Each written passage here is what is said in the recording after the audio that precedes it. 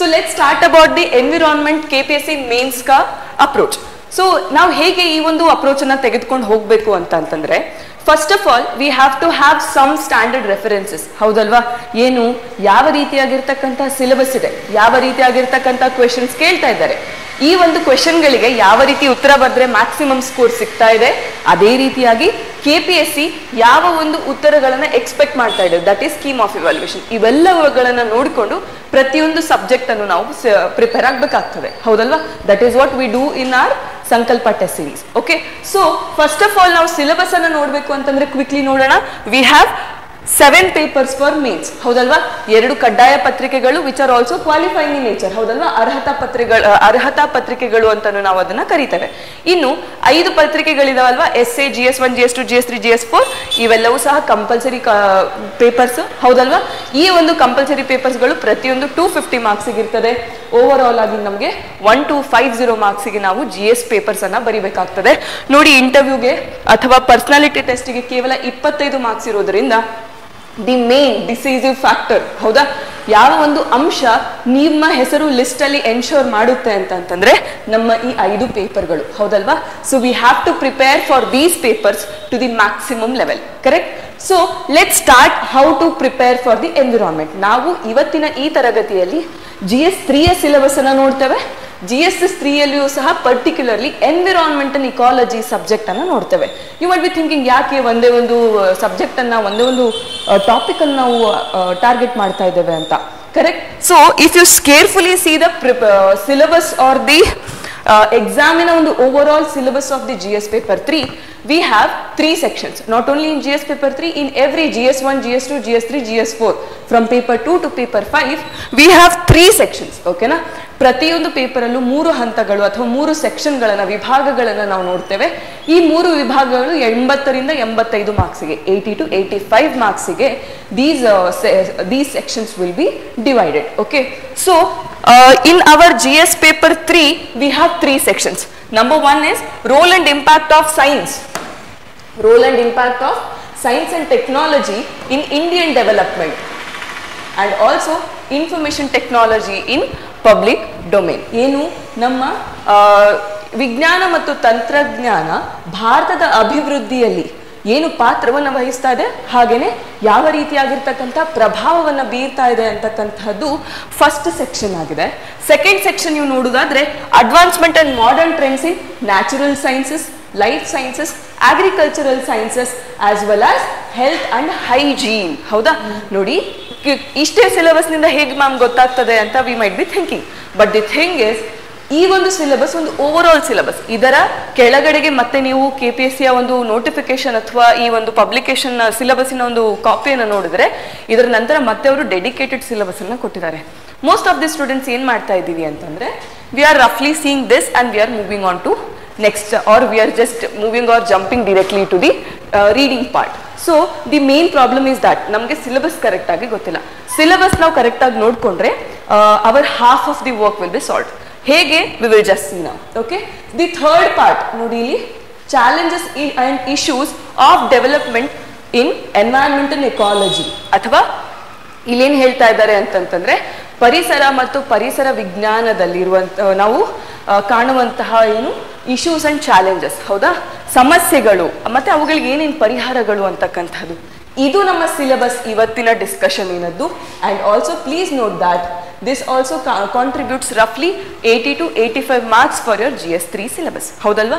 So ನೋಡಿ, ಈ ಒಂದು ಪಾರ್ಟಲ್ಲೂ ಯಾವುದು ನಮ್ಮ ಫಸ್ಟ್ ಸೆಕ್ಷನ್ ಇದೆ ಅಲ್ವಾ, ಇದರಲ್ಲೂ ಸಹ ಕ್ಲೈಮೇಟ್ ಚೇಂಜ್ ಕಾನ್ಸೆಪ್ಟ್ ಬರ್ತದೆ. Again this is a part of our environment and ecology. So ಇದಕ್ಕೂ ಒಂದು ಕ್ವೆಶನ್ ಅನ್ನ ಆಡ್ ಮಾಡಿಕೊಂಡ್ರೆ ರಫ್ಲಿ 100 ಮಾರ್ಕ್ಸಿಗೆ ನಮ್ಮ ಈ ಎನ್ವಿರಾನ್ಮೆಂಟ್ ಅಂಡ್ ಇಕಾಲಜಿ ಈ ಒಂದು ಸಬ್ಜೆಕ್ಟ್ ಏನಿದೆ GS3 ಅಲ್ಲಿ ಒಂದು ಕಾರ್ಯವನ್ನು ನಿರ್ವಹಿಸ್ತಾ ಇದೆ. So that is why it is obvious, if you want to score 100 marks easily in your GS paper 3, you have to be very well thorough with your environment and ecology concepts. Ma'am, ಇಷ್ಟೇ ಒಂದು concept ಅನ್ನ, ಇಷ್ಟೇ ಒಂದು ಟೈಟಲ್ಗಳನ್ನ ಕೊಟ್ಬಿಟ್ರೆ how we should approach the syllabus, ಹೇಗೆ ಇದನ್ನ ಮುಗಿಸ್ಬೇಕು, ಎಲ್ಲವನ್ನೂ ಓದ್ಬೇಕಾ? No. See here, if you see carefully, we have a dedicated syllabus copy which is mentioned by KPSC. ಹೌದಲ್ವಾ? ಅವರೇ ಹೇಳ್ತಾ ಇದ್ದಾರೆ ಏನಂತ ಹೇಳ್ತಾ ಇದ್ದಾರೆ ನೋಡಿ, 6 ಯೂನಿಟ್ಗಳಿವೆ ನಮ್ಮ ಎನ್ವಿರಾನ್ಮೆಂಟಲ್ ಇಕಾಲಜಿಯಲ್ಲಿ. ಫಸ್ಟ್ ಯೂನಿಟ್ ರಫ್ಲಿ ಫಾರೆಸ್ಟು, ವೈಲ್ಡ್ ಲೈಫು, ಹೌದಾ, ಅದರ ಕನ್ಸರ್ವೇಷನ್ನು, national park, wildlife sanctuaries, ಅದೇ ರೀತಿಯಾಗಿ ಮೈನಿಂಗ್ ಅಂದ್ರೆ ಏನು, ಹೌದಲ್ವಾ, ಗಣಿಗಾರಿಕೆ ಅಂತಂದ್ರೆ ಏನು, what are the impacts of mining on environment as well as forest, ಇವುಗಳೆಲ್ಲವನ್ನು ಸಹ ರಫ್ಲಿ ಯೂನಿಟ್ 1 ಹೇಳ್ತಾ ಇದೆ. ಅದೇ ರೀತಿಯಾಗಿ ಯೂನಿಟ್ 2 ಏನ್ ಹೇಳ್ತಾ ಇದೆ ಅಂತಂದ್ರೆ ನ್ಯಾಚುರಲ್ ರಿಸೋರ್ಸಸ್ ನ ಕುರಿತಾಗಿ ಹೇಳ್ತಾ ಇದೆ.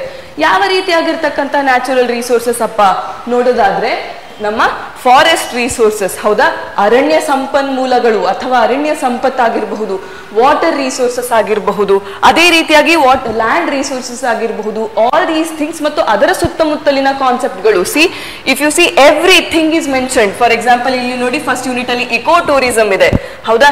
ಸೆಕೆಂಡ್ ಯೂನಿಟ್ ಅಲ್ಲಿ ನೀವು ನೋಡೋದಾದ್ರೆ ಏನಂತ ಇದೆ, rain water harvesting, infrastructure development, ಇವೆಲ್ಲವೂ ಸಹ ಎಕ್ಸ್ಕ್ಲೂಸಿವ್ಲಿ ಮೆನ್ಷನ್ಡ್ ಇದೆ ನಮ್ಮ KPSC syllabus ಅಲ್ಲಿ. So if you are keeping these syllabuses copy as handy and prepare for the examination, mostly the mains questions will be coming from these topics itself. Okay na? We will prove that point in some time. Okay? The third syllabus ನೋಡಿ, ecology ನ basic concepts ಗಳನ್ನ ನೀವು ನೋಡ್ತೀರಿ. ಏನು ecology ಅಂತ ಅಂದ್ರೆ ಏನು, ಹೌದಲ್ವಾ, ಇಕಾಲಜಿ ಅಂತ ಅಂದ್ರೇನು, ಬಯೋಡೈವರ್ಸಿಟಿ ಅಂದ್ರೆ ಏನು, ಬಯೋಡೈವರ್ಸಿಟಿ ಕನ್ಸರ್ವೇಷನ್ ಅಂತ ಅಂದ್ರೆ ಏನು, ಬಯೋಡೈವರ್ಸಿಟಿ ಹಾಟ್ಸ್ಪಾಟ್ಸ್ ಅಂತ ಅಂದ್ರೇನು, ಬಯೋಡೈವರ್ಸಿಟಿ ಈ ನಮ್ಮ ಜೀವ ವೈವಿಧ್ಯತೆಗೆ ಥ್ರೆಟ್ಸ್ ಯಾವ್ಯಾವ್ದಿದೆ, ಕರೆಕ್ಟ್ ಅಲ್ವಾ.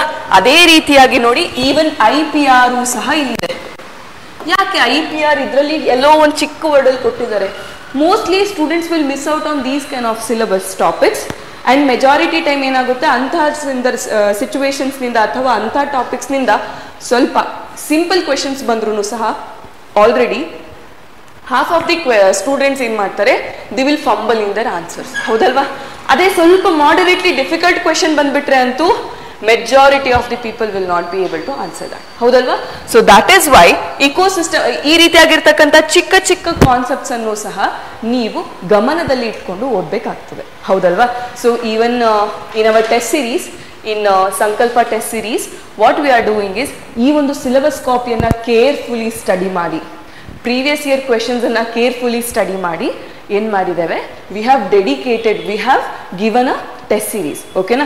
ಅಷ್ಟೇ ಅಲ್ಲ ನೋಡಿ, ಇನ್ನೊಂದು ಸ್ಪೆಷಾಲಿಟಿ ಏನಪ್ಪ ಈ ಒಂದು ಟೆಸ್ಟ್ ಸೀರೀಸ್ದು ಅಂತಂದರೆ, if you are getting Sankalpa test series, ನಮ್ಮದು ಒಂದು ಸ್ಕೀಮ್ ಆಫ್ ಇವ್ಯಾಲ್ಯೂಯೇಷನ್ ಏನಿದೆ ಸ್ಟ್ರಿಕ್ಟ್ಲಿ KPSC ಪ್ಯಾಟರ್ನಲ್ಲಿ ಇದೆ. How do we do that ಅಂತ ನೀವು ಕೇಳಬಹುದು. We have contacted a lot of KPSC aspirants who had written exam previously.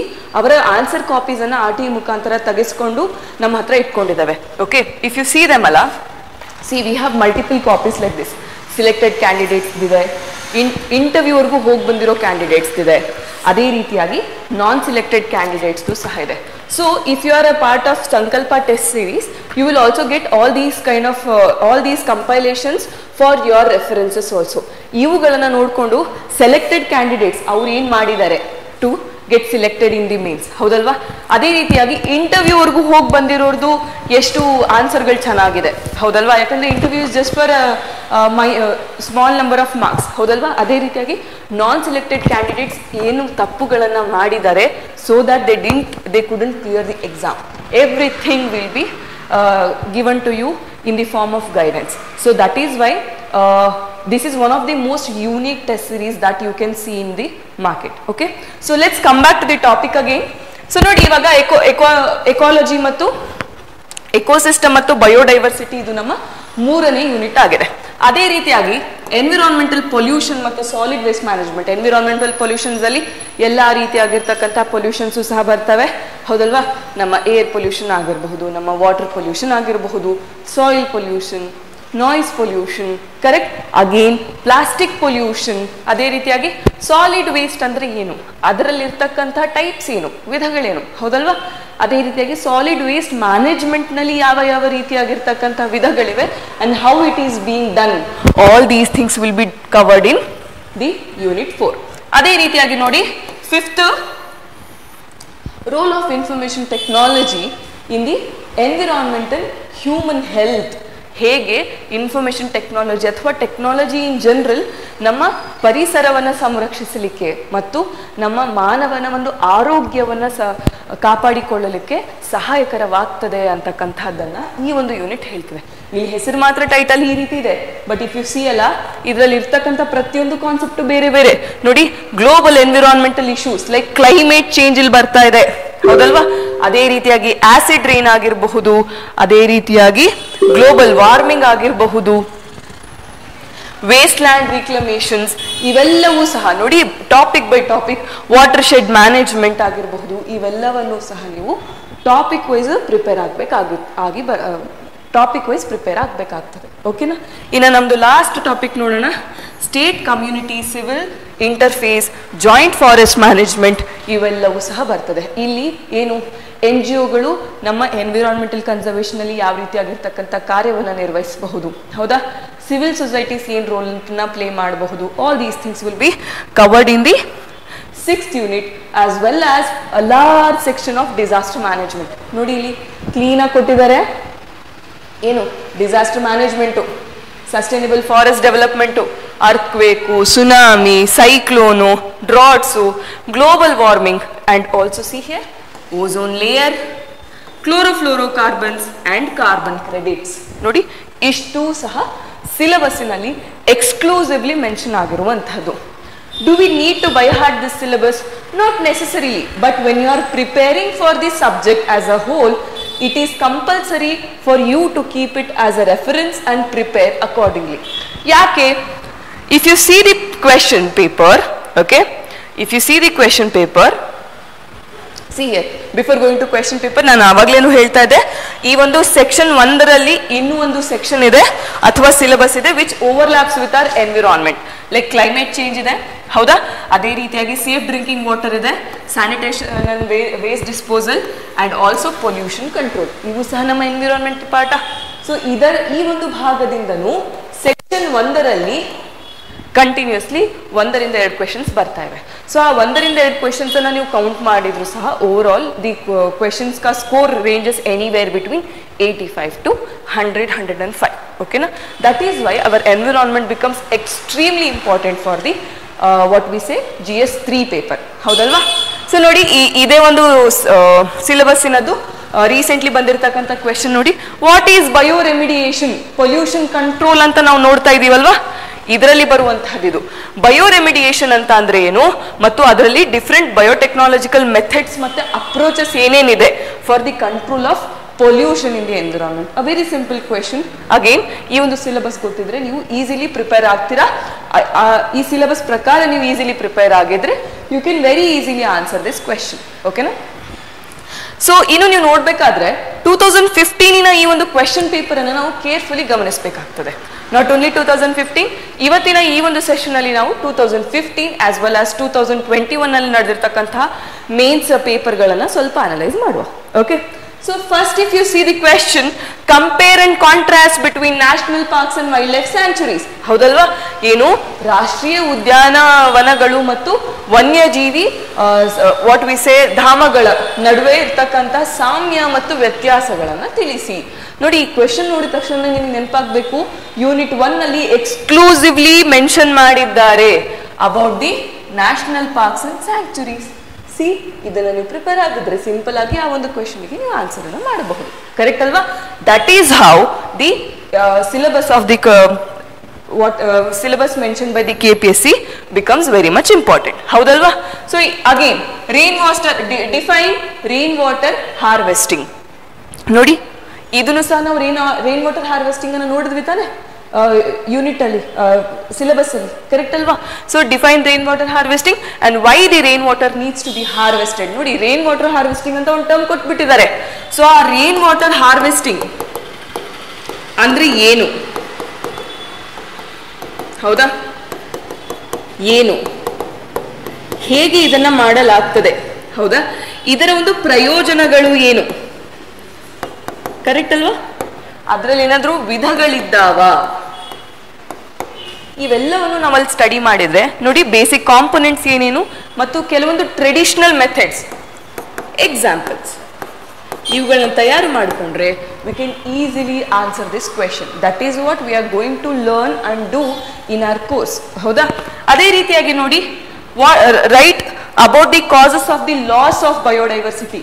ಇಕೋಲಾಜಿ ಮತ್ತೆ ಬಯೋಡೈವರ್ಸಿಟಿ ಕಾನ್ಸೆಪ್ಟಿನಲ್ಲಿ ನಾವು ಇದನ್ನು ನೋಡಿದ್ವಿ, ಹೌದಲ್ವಾ? ಬಯೋಡೈವರ್ಸಿಟಿ ಅಂದ್ರೇನು, ಬಯೋಡೈವರ್ಸಿಟಿ ಲಾಸ್ ಅಂದ್ರೇನು, ಅದರ ಕನ್ಸರ್ವೇಷನ್ ಹೇಗೆ ಮಾಡಬೇಕು ಎಲ್ಲವನ್ನು ಸಹ. ಸೊ ಈ ಕ್ವೆಶನ್ ಮತ್ತೆ red data book directly unit 1 ಅಲ್ಲಿ ಇತ್ತು, ಹೌದಲ್ವಾ? ಎರಡನ್ನು ಸೇರಿ ಕ್ವೆಶನ್ ಕೇಳಿದ್ದಾರೆ. ಏನಾದರೂ ಸಿಲೆಬಸ್ ಬಿಟ್ಟು ಬಂದಿದೆಯಾ ಇಲ್ಲಿವರೆಗೂ? No, right? ಸೊ ಅದೇ ರೀತಿಯಾಗಿ similarly if you C solid waste ಅಂದ್ರೆ ಏನು, ಸಾಲಿಡ್ ವೇಸ್ಟ್ ಮ್ಯಾನೇಜ್ಮೆಂಟಿನ ಟೈಪ್ಸ್ ಏನು, ಮತ್ತೆ ಅದನ್ನ ಸಾಲಿಡ್ ವೇಸ್ಟ್ ಮ್ಯಾನೇಜ್ಮೆಂಟ್ ಅನ್ನ ಬೆಂಗಳೂರು ನಗರವನ್ನು ಗಮನದಲ್ಲಿ ಇಟ್ಕೊಂಡು ನೀವು ವಿವರಿಸಿ ಅಂತ ಹೇಳಿ ಹೇಳ್ತಾ ಇದ್ದಾರೆ. So obviously again here as well what you are going to do is if you are very well thorough with your syllabus, you can easily answer these questions. ನೋಡಿ, ಯಾವುದಾದ್ರೂ ಕ್ವೆಶನ್ ಅಲ್ಲಿ ಅನಲೈಸಿಸ್ ಅಥವಾ ಸ್ವಲ್ಪ ಡಿಫಿಕಲ್ಟಿ ಅಂತಕ್ಕಂಥದ್ದು ಇದೆಯಾ? No, they are straight forward questions and decently ನೀವು ಅದರ ಬಗ್ಗೆ ಅವೇರ್ ಇದ್ದು ನೀವು ಅದನ್ನು ಓದಿದ್ದೀರಾ ಅಂತಂತಂದರೆ you can very easily answer these questions, ಹೌದಲ್ವಾ? ಅದೇ ರೀತಿಯಾಗಿ ನೋಡಿ, discuss the possible ecological impacts of river linking projects in India. River linking projects ಇತ್ರ ಸಿಲೆಬಸ್ ಅಲ್ಲಿ? ಎಸ್, ಡೆಫಿನೆಟ್ಲಿ ಇತ್ತು. ಎಲ್ಲಿತ್ತು ನೋಡಿ? ಯಾ, if you see the river linking projects, there was a river linking project mentioned in the syllabus, ಹೌದಲ್ವಾ? So clearly mentioned ಇದೆ river linking project. ನೋಡಿ ಇಲ್ಲಿ, linking of rivers, ಹೌದಲ್ವಾ? That is why it becomes very important for you to carefully see the syllabus. ಅವರು river linking project ಬಗ್ಗೆ ಏನಾದರೂ difficult question ಕೇಳಿದಾರಾ? Simple ಆಗಿ ಹೇಳ್ತಾ ಇದ್ದಾರೆ, ಪಾಸಿಬಲ್ ಇಕಾಲಜಿಕಲ್ ಇಂಪ್ಲಿಕೇಶನ್ಸ್ ಏನು, ಹೌದಲ್ವಾ? ಇದರಿಂದ ಸಂಭವಿಸಬಹುದಾದಂತಹ ಪರಿಸರ ಶಾಸ್ತ್ರೀಯ ಪರಿಣಾಮಗಳನ್ನು ನೀವು ವಿವರಿಸಿ ಅಂತ ಹೇಳಿ. Very simple question it is, ಹೌದಲ್ವಾ? ಸೊ ಅದ್ರ ಬಗ್ಗೆ ನೀವು ಈಸಿಲಿ ಆನ್ಸರ್ ಮಾಡ್ಬೋದು if you carefully observe and read as per your syllabus, ಹೌದಾ? ಅಗೇನ್ ಇನ್ನೊಂದು ಎಕ್ಸಾಂಪಲ್ ನೋಡಿ, human perturbations to the global carbon cycle ಅಂತಂತಂದ್ರೆ ಜಾಗತಿಕ ಇಂಗಾಲ ಚಕ್ರಕ್ಕೆ, ಗ್ಲೋಬಲ್ ಕಾರ್ಬನ್ ಸೈಕಲ್ಗೆ ಹ್ಯೂಮನ್ ಇಂಟರ್ವೆನ್ಷನ್ಸ್ ನಿಂದ ಕಾರ್ಬನ್ ಡೈಆಕ್ಸೈಡ್ ಅಥವಾ ಕಾರ್ಬನ್ ಹೇಗೆ ಆಡ್ ಆಗ್ತಾ ಬಂದಿದೆ ಅಂತಕ್ಕಂಥದ್ದನ್ನ ಕೇಳ್ತಾ ಇದ್ದಾರೆ. And again it directly comes under the climate change topic, ಹೌದಲ್ವಾ? ನಮ್ಮ 5ನೇ ಯೂನಿಟ್ ಅಲ್ಲಿ ನಾವು ಇದನ್ನ ನೋಡ್ತೇವೆ ಬಹುತೇಕವಾಗಿ. ಹೌ ಇದನ್ನ ಸಿಂಪಲ್ ಆಗಿ ನೀವೇನ್ ಹೇಳ್ಬೋದು, ನಮ್ಮ ಪ್ರೀ ಇಂಡಸ್ಟ್ರಿಯಲ್ ರೆವಲ್ಯೂಷನ್ ಸಂದರ್ಭದಲ್ಲಿ, ಅಂದ್ರೆ ನಮ್ಮ ಒಂದು ಕೈಗಾರಿಕಾ ಕ್ರಾಂತಿಗೂ ಮುಂಚೆ ನಮ್ಮಲ್ಲಿ ಇಂಡಸ್ಟ್ರಿಯ ಪೊಲ್ಯೂಷನ್ ಲೆವೆಲ್ ಅಥವಾ ಕಾರ್ಬನ್ ಲೆವೆಲ್ ಎಷ್ಟಿತ್ತು ನಮ್ಮ ಅಟ್ಮಾಸ್ಫಿಯರ್ ಅಲ್ಲಿ ಅಂದ್ರೆ ಅಪ್ರಾಕ್ಸಿಮೇಟ್ಲಿ 280 ಪಾರ್ಟ್ಸ್ ಪರ್ ಮಿಲಿಯನ್ ಇತ್ತು, ಹೌದಲ್ವಾ ರೀ? ಸೊ ಈ 280 ಪಾರ್ಟ್ಸ್ ಪರ್ ಮಿಲಿಯನ್ ಇರ್ತಕ್ಕಂತಹ ಈ ಒಂದು ಲೆವೆಲ್ಸು ಈಗ ಪ್ರೆಸೆಂಟ್ ಟೈಮಲ್ಲಿ ಎಲ್ಲಿಗೆ ಬಂದು ನಿಂತಿದೆ ಅಂದ್ರೆ ಆಲ್ಮೋಸ್ಟ್ 420 ಪಾರ್ಟ್ಸ್ ಪರ್ ಮಿಲಿಯನ್ಗೆ ಬಂದು ನಿಂತಿದೆ. ಸೊ ಈ ಒಂದು ರ್ಯಾಪಿಡ್ ಇನ್ಕ್ರೀಸ್, ಈ ಒಂದು 280 ಪಾರ್ಟ್ಸ್ ಪರ್ ಮಿಲಿಯನ್ ಏನಿತ್ತಲ್ವಾ, this was almost constant for 6000 plus years before this. ಈ ಒಂದು ಕೈಗಾರಿಕಾ ಕ್ರಾಂತಿಗೂ ಮುಂಚೆ ಸರಿಸುಮಾರು 6000 ವರ್ಷಗಳ ಕಾಲ ಒಂದು ಆಲ್ಮೋಸ್ಟ್ ಸ್ಟೇಬಲ್ ಪಾರ್ಟ್ಸ್ ಏನು ಕಾರ್ಬನ್ ಲೆವೆಲ್ಸ್ ಇತ್ತು ಅಟ್ಮಾಸ್ಫಿಯರ್ ಅಲ್ಲಿ. ಆಫ್ಟರ್ ಇಂಡಸ್ಟ್ರಿಯಲ್ ರೆವಲ್ಯೂಷನ್ ಯಾವ ರೀತಿಯಾಗಿ ರ್ಯಾಪಿಡ್ ಚೇಂಜಸ್ ಆಯಿತು, ಈ ರ್ಯಾಪಿಡ್ ಚೇಂಜ್ ಆಫ್ ನಂಬರ್ಸಿಗೆ ನಾವು ಹ್ಯೂಮನ್ಸ್ ಮಾನವರು ಹೇಗೆ ಕಾರಣವಾಗಿದ್ದೇವೆ ಅಂತಕ್ಕಂಥದ್ದನ್ನ ನಾವಿಲ್ಲಿ ಡಿಸ್ಕಸ್ ಮಾಡಿದ್ರೆ ಆಯ್ತು, ಕರೆಕ್ಟ್ ಅಲ್ವಾ? So that is how you prepare, correct? And then ನೋಡಿ ಇಲ್ಲಿ ಕ್ಲೋರೋಫ್ಲೋರೋ ಕಾರ್ಬನ್ಗಳು ಹೈಡ್ರೋಫ್ಲೋರೋ ಕಾರ್ಬನ್ಗಳ ನಡುವೆ ಇರುವಂತಹ ಡಿಫರೆನ್ಸಸ್ ಅನ್ನ ಹೇಳಿ ಮತ್ತು ಕಿಗಾಲಿ ಅಮೆಂಡ್ಮೆಂಟ್ ಅಥವಾ ಕಿಗಾಲಿ ಅಗ್ರಿಮೆಂಟಿನ ಕುರಿತಾಗಿ ವಿವರಿಸಿ ಅಂತ ಹೇಳಿ ಕೇಳ್ತಾ ಇದ್ದಾರೆ. ಅಗೇನ್ ಸಿ ಹಿಯರ್ ನಾವು 6ನೇ ಯೂನಿಟ್ ಅಲ್ಲಿ ಲಾಸ್ಟ್ ಪಾಯಿಂಟ್ಸ್ ಅಲ್ಲಿ ನೋಡಿದ್ವಿ ಅಲ್ವಾ, ಇದನ್ನ CFCs ಓಝೋನ್ಗಳ ಬಗ್ಗೆ ಡೈರೆಕ್ಟ್ ಕ್ವೆಶನ್. ಯಾವುದಾದ್ರೂ ಇಲ್ಲಿವರೆಗೂ ಸಿಲೆಬಸ್ ಅನ್ನ ಬಿಟ್ಟು ಕ್ವೆಶನ್ ಬಂದಿದೆಯಾ? Of course not, right? So you have to know the syllabus, correct? You have to analyse the previous year questions, that is what I am saying you. And again ಇಷ್ಟೇ ಮಾಡಿದ್ರೆ ಸಾಕಿಲ್ಲ, ನಾವು exam hall ಅಲ್ಲಿ ಬರೆದಿರುವಂತಹ ಆನ್ಸರ್ಗಳಿಗೆ ಯಾವ ರೀತಿಯಾಗಿ score ಸಿಕ್ಕಿದೆ ಅಂತಕ್ಕಂಥದ್ದನ್ನು ನಾವು ಸ್ಟಡಿ ಮಾಡಬೇಕಾಗ್ತದೆ. And for that you have these books for the rescue, ಹೌದಲ್ವಾ? ಸೊ ಯಾವ ರೀತಿ ಬರೆದ್ರೆ ಸ್ಕೋರ್ ಹೆಚ್ಚು ಸಿಗ್ತದೆ, ಯಾವ ರೀತಿ ಬರೆದ್ರೆ ಸ್ಕೋರ್ ಕಡಿಮೆ ಸಿಗ್ತದೆ, all these things you can analyse, ಹೌದಲ್ವಾ? ಇಷ್ಟೇ ಅಲ್ಲ, ಇನ್ನೊಂದು ಸ್ಟೆಪ್ ಫಾರ್ವರ್ಡ್ ಹೋದ್ರೆ ನಮ್ಮ ಸ್ಕೀಮ್ ಆಫ್ ಇವ್ಯಾಲ್ಯೂಯೇಷನ್ ಅನ್ನು ನೋಡಿದ್ರು ಸಹ ನಿಮಗೆ scheme of evaluation will serve as a model answers for you, correct ಅಲ್ವಾ? ಸೊ ಅದನ್ನ ಹ್ಯಾಂಡಿಯಾಗಿ ಇಟ್ಕೊಂಡು ನೀವು ಪ್ರಿಪರೇಷನ್ ಅನ್ನು ಮಾಡ್ತಾ ಹೋಗಬಹುದು. So this is your 2015 questions. ಅದೇ ರೀತಿಯಾಗಿ 2021 ಕ್ವೆಶನ್ಸ್ ಅನ್ನು ನಾವು ಇಲ್ಲಿ ನೋಡಬಹುದು. ನೋಡಿ, ಪೊಲ್ಯೂಷನ್ ಕುರಿತಾಗಿ ಗವರ್ನಮೆಂಟ್ ಪಾಲಿಸೀಸ್ ಏನಿದೆ, ಮೆಜರ್ಸ್ ಏನಿದೆ, ಸಿಂಪಲ್ ಓಪನ್ ಎಂಡೆಡ್ ಕ್ವೆಶನ್ ಕೊಟ್ಟಿದ್ದಾರೆ. ಈ ಕ್ವೆಶನ್ ಅನ್ನು ನಾವು ಇವತ್ತು ಡಿಸ್ಕಸ್ ಮಾಡೋಣ. ಓಕೆನಾ? 2 ಎಕ್ಸಾಮ್ ಕಾಪೀಸ್ ಅನ್ನು RTI ಇಂದ ತರಿಸಿರುವಂತಹ ಎಕ್ಸಾಮ್ ಕಾಪೀಸ್ ಅನ್ನು ಸಹ ನಾವು ನೋಡೋಣ. ಮತ್ತೆ ಯಾವ ರೀತಿ ಅಪ್ರೋಚ್ ಇರಬೇಕು ಅಂತಕ್ಕಂಥದ್ದನ್ನು ನಾವು ನೋಡೋಣ. ಅದೇ ರೀತಿಯಾಗಿ ನೋಡಿ, if you see these 2021 question papers quickly, primary and secondary pollutants, again air pollution ಬಗ್ಗೆ ಬಂತು, ಹೌದಲ್ವಾ? So first question pollution, second question also is about primary and secondary air pollutants ಅಂತ ಅಂದ್ರೆ ಏನು, ಹೌದಾ? ಅದೇ ಏರ್ ಪೊಲ್ಯೂಷನ್ಗೆ ಅಸೋಸಿಯೇಟ್ ಆಗಿ ಇರುವಂತಹ ಹೆಲ್ತ್ ಪ್ರಾಬ್ಲಮ್ಸ್ ಏನೇನನ್ನ ಹ್ಯೂಮನ್ಸ್ ಫೇಸ್ ಮಾಡಬೇಕಾಗ್ತದೆ, all these things. Again this is purely from syllabus. And ನೋಡಿ, ಇಲ್ಲಿ ಬಯೋಲಾಜಿಕಲ್ ಆಕ್ಸಿಜನ್ ಡಿಮಾಂಡ್ ಅಂದ್ರೆ ಏನು ಮತ್ತೆ ಅದರ ಒಂದು ಇಂಪಾರ್ಟೆನ್ಸ್ ಅನ್ನ ಬರೀರಿ.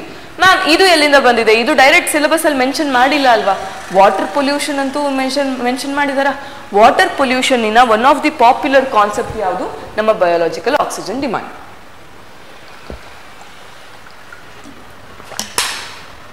ಸೊ ಅದು ನೀವು ವಾಟರ್ ಪೊಲ್ಯೂಷನ್ ಅನ್ನು ನೀಟಾಗಿ ಸ್ಟಡಿ ಮಾಡಿದ್ರೆ you can easily answer this question. ಓಕೆನಾ?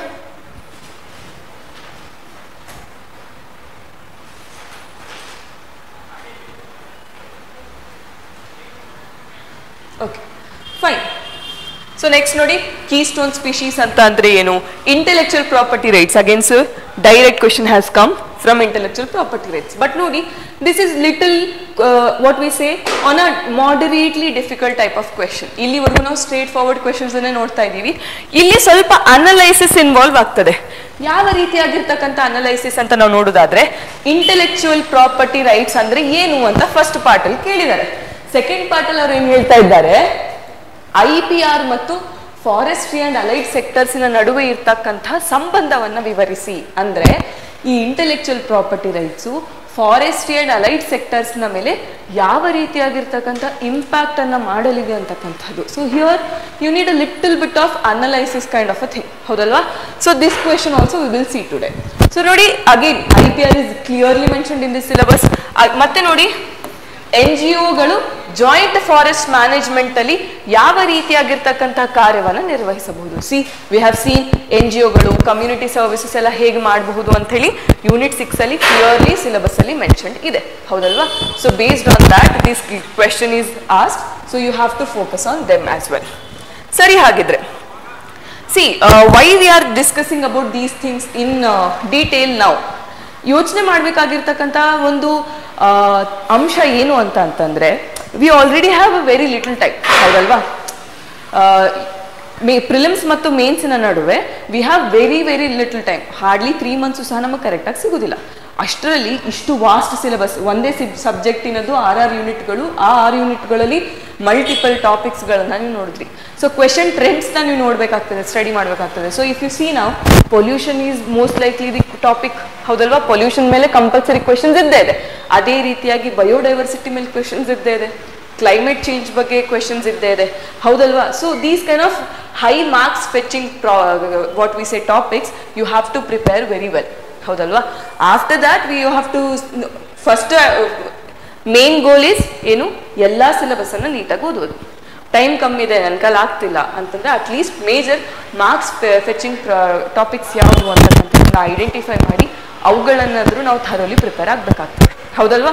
ಇನ್ನೊಂದು ಏನಾಗ್ತದೆ ಅಂತಂದ್ರೆ, ಮೇನ್ ಥಿಂಗ್ ಇಸ್ ಕ್ವೆಶನ್ಸ್, ಹೌದಾ?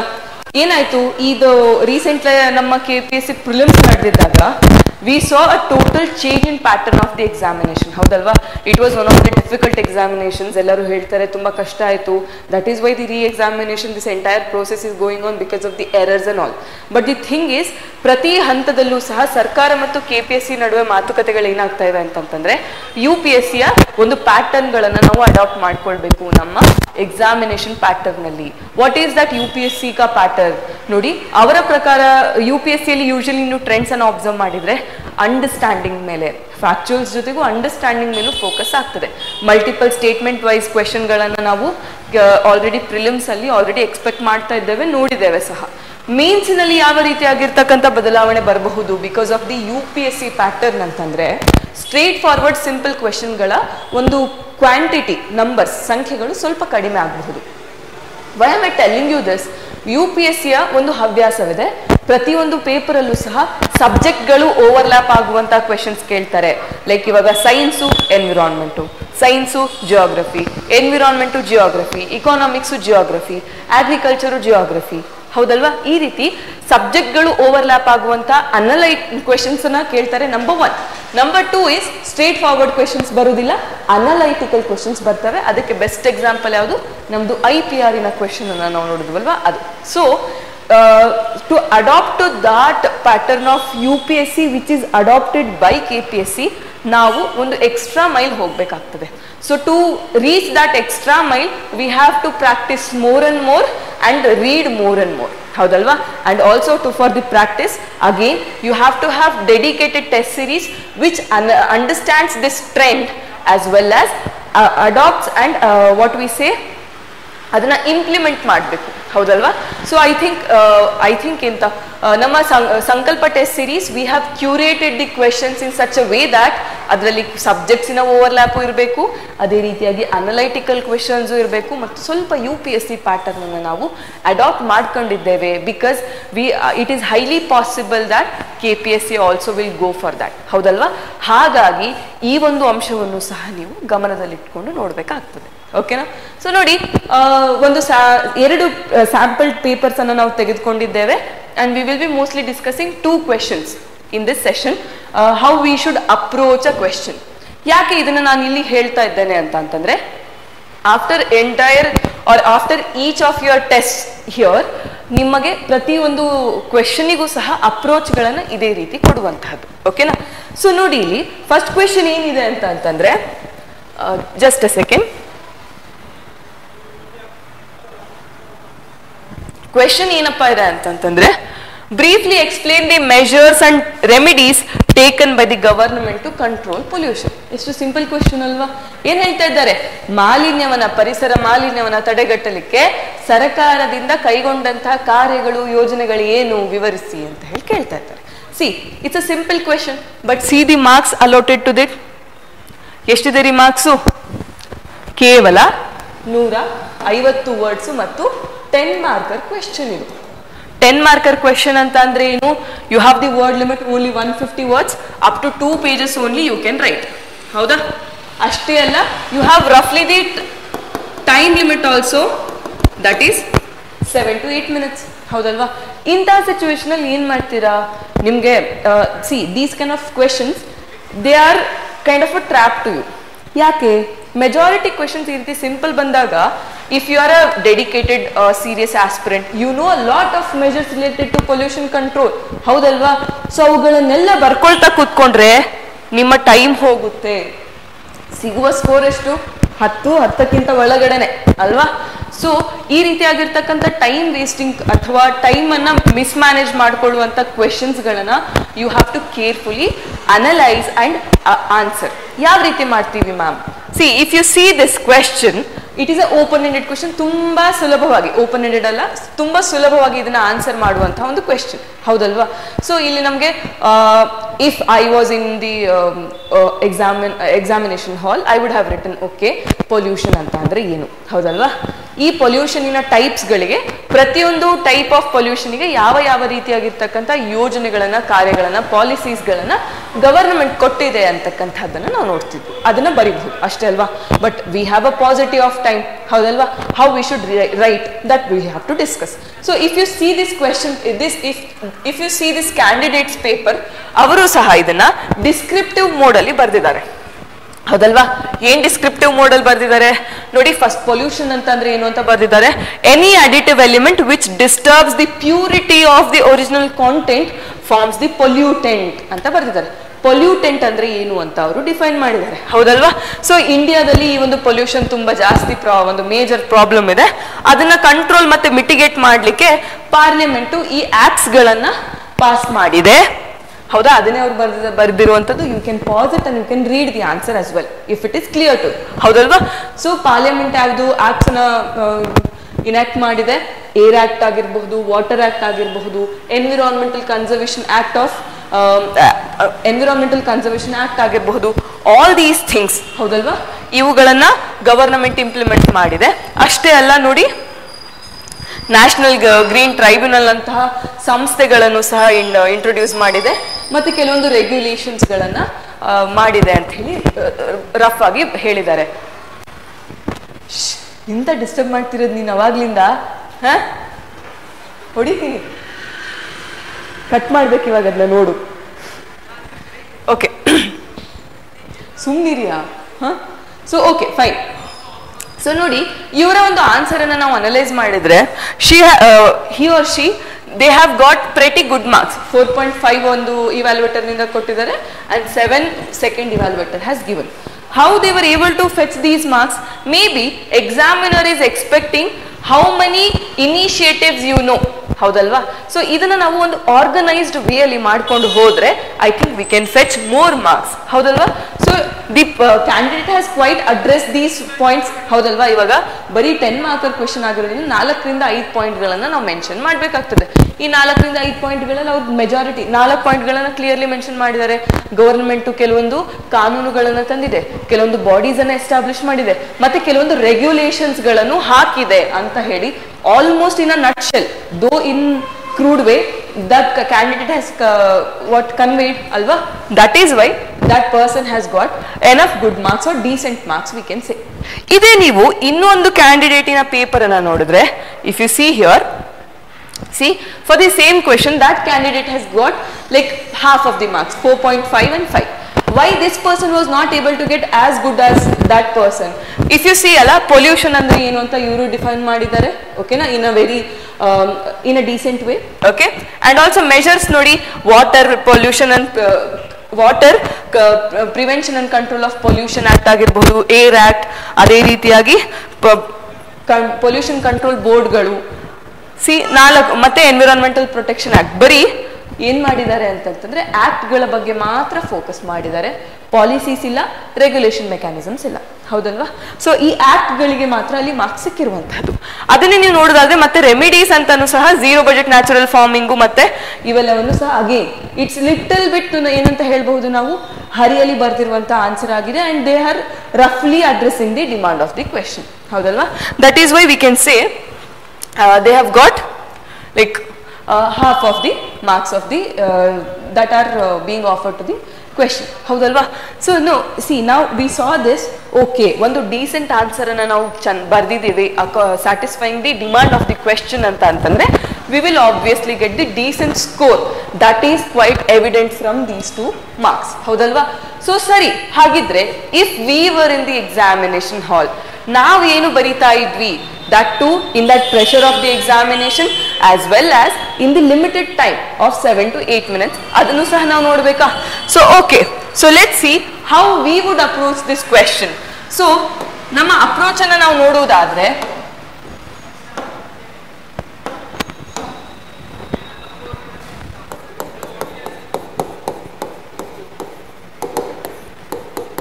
First we will write an introduction. ಹೌದಲ್ವಾ? ಏನ್ ಇಂಟ್ರೊಡಕ್ಷನ್ ಅಪ್ಪ? ಅವರಿಬ್ರು ಸಹ ಬರ್ದಿರುವಂತಹ ಇಂಟ್ರೊಡಕ್ಷನ್ ಅನ್ನೇ ಬರೀಬಹುದು. That is define pollution. ಹೌದಾ? ಪೊಲ್ಯೂಷನ್ ಅಥವಾ ಮಾಲಿನ್ಯ ಅಂತ ಅಂದ್ರೇನು, ಎನ್ವಿರಾನ್ಮೆಂಟಲ್ ಪೊಲ್ಯೂಷನ್ ಅಂತ ಅಂದ್ರೇನು ಅಂತ ಡಿಫೈನ್ ಮಾಡಬಹುದು. Number 1. Number 2, extent of pollution in India. ಆಯ್ತಾ? ಏನಪ್ಪ extent of pollution in India ಅಂತಂತಂದ್ರೆ, ನೋಡಿ ಅವ್ರು ಏನ್ ಹೇಳ್ತಾ ಇದ್ದಾರೆ, ಗವರ್ನಮೆಂಟಿನ ಪಾಲಿಸೀಸ್ ಅನ್ನ ಡೈರೆಕ್ಟ್ ಆಗಿ ಡಿಸ್ಕಸ್ ಮಾಡಿ ಅಂತ ಹೇಳ್ತಾ ಇದ್ದಾರೆ. ಗವರ್ನಮೆಂಟ್ ಆ ರೀತಿ ಪಾಲಿಸೀಸ್ ನ ತೆಗೆದುಕೊಳ್ತಿರೋದಕ್ಕೆ ಕಾರಣಗಳೇನು ಅಂತಕ್ಕಂಥದ್ದಾದ್ರೂ ನಮಗೆ ಗೊತ್ತಿರ್ಬೇಕಲ್ವಾ? ಅದನ್ನೇ ನೀವು ಇಂಟ್ರೊಡಕ್ಷನ್ ಆಗಿ ಕೊಡಬಹುದು. 1 and 2 ಇದನ್ನ ಕೊಟ್ಟಿರುವಂತ ಅರ್ಥ ಇವೆರಡನ್ನೂ ಬರಿಬೇಕು ಅಂತ ಅಲ್ಲ, ಬರೆಯಲೂಬಹುದು. ಬಟ್ ಏನು ಅಂತಂದ್ರೆ this are that also you can write. That would be a decent introduction. So how would you define pollution then? See, you can say any addition of harmful substances. ಹೌದಲ್ವಾ? any addition of harmful substances to the environment that can cause physical, chemical and biological changes in that environment, resulting in adversely affecting the humans, biodiversity and environment as a whole. ಹೌದಲ್ವಾ? Simple definition ಇದು. ಏನ್ ಹೇಳ್ತಾ ಇದೆ? ಮಾಲಿನ್ಯ ಅಂತಂತಂದ್ರೇನು? ಯಾವುದೇ ಒಂದು ವಸ್ತುವನ್ನ ನಾವು ಈ ಒಂದು ಪರಿಸರಕ್ಕೆ ಸೇರಿಸಿದಾಗ ಅದರಿಂದ ಭೌತಿಕ, ರಾಸಾಯನಿಕ ಹಾಗೂ ಜೈವಿಕ ಬದಲಾವಣೆಗಳು ಸಂಭವಿಸಬಹುದು. ಮತ್ತು ಈ ಒಂದು ಬದಲಾವಣೆಗಳೇನಿವೆ ಮಾನವನಿಗಾಗಿರಬಹುದು, ಜೀವ ವೈವಿಧ್ಯತೆಗಾಗಿರಬಹುದು, ಅಥವಾ ಪರಿಸರಕ್ಕೆ ಆಸ್ ಅ ಹೋಲ್ ಹಾನಿಯನ್ನು ಉಂಟು ಮಾಡುವಂತಹ ಒಂದು ಸಂಭಾವ್ಯ ಇದ್ರೆ ಅದನ್ನ ನಾವು ಮಾಲಿನ್ಯ ಅಥವಾ ಪೊಲ್ಯೂಷನ್ ಅಂತ ಕರಿತೀವಿ ಅಂತ. That is a decent introduction, ಹೌದಲ್ವಾ? ಅದೇ ರೀತಿಯಾಗಿ ಎಕ್ಸ್ಟೆಂಟ್ ಆಫ್ ಪೊಲ್ಯೂಷನ್ ನಾವೇನ್ ಬರಿಬಹುದು ಅಂತಂದ್ರೆ, ನೋಡಿ, ಪ್ರತಿ ವರ್ಷ 1.6 ಮಿಲಿಯನ್ಗಿಂತ ಹೆಚ್ಚು ಇಂಡಿಯನ್ಸ್, ಭಾರತೀಯರು ನಮ್ಮ ಏರ್ ಪೊಲ್ಯೂಷನ್ಗೆ ಗುರಿ ಆಗ್ತಾ ಇದ್ದಾರೆ, ಅಥವಾ ಈ ಒಂದು ಏರ್ ಪೊಲ್ಯೂಷನ್ ಇಂದ ಸಾವುಗಳು ಎಷ್ಟು ಸಂಭವಿಸ್ತಾ ಇದೆ ಅಂದ್ರೆ ಪ್ರತಿ ವರ್ಷ more than 1.6 million people are dying in India because of the air pollution. Not only that, air pollution ಇಂದ ನಿಯರ್ಲಿ 1.3% ನಷ್ಟು ನಮ್ಮ ಭಾರತದ GDP ಇಂಪ್ಯಾಕ್ಟ್ ಆಗ್ತಾ ಇದೆ ಅಂತ, which approximately constitutes to $3.668 billion. ಹೌದಾ? ಸೊ ಈ ಒಂದು ಡೇಟಾವನ್ನ ನೀವು ಬಳಸಬಹುದು ಅಲ್ವಾ? It will reflect you are aware of the environmental serious consequences of the pollution, ಹೌದಲ್ವಾ? So this data you can use or you can simply define the what we say pollution, ಹೌದಲ್ವಾ? So how would you write body? So ಅವ್ರ question ಅನ್ನ ನೀವು simple ಆಗಿ ನೋಡಿದ್ರೆ, what is the question here? Briefly explain the measures and remedies taken by the government, ಹೌದಲ್ವಾ? So briefly explain ಅಂತ ಇರೋದ್ರಿಂದ measures and remedies taken by government. So ಇದರಲ್ಲಿ ನೀವು ಸಿಂಪಲ್ ಆಗಿ ಕೆಲವೊಂದು ಸೆಕ್ಷನ್ಸ್ ಅನ್ನ ಅಥವಾ ಸಬ್ ಸೆಕ್ಷನ್ಸ್ ಅನ್ನ ಕೊಡಬಹುದು. ಯಾವ ರೀತಿಯಾಗಿರ್ತಕ್ಕಂಥ ಸಬ್ ಸೆಕ್ಷನ್ಸ್ ಅಪ್ಪ?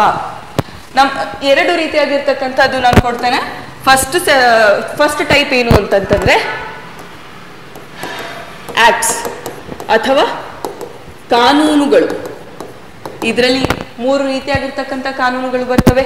ಎನ್ವಿರಾನ್ಮೆಂಟಲ್ ಪ್ರೊಟೆಕ್ಷನ್ ಆಕ್ಟ್ ಆಗಿರಬಹುದು, ಹೌದಾ? The air prevention and control of the pollution act, ಹೌದಾ, 1981.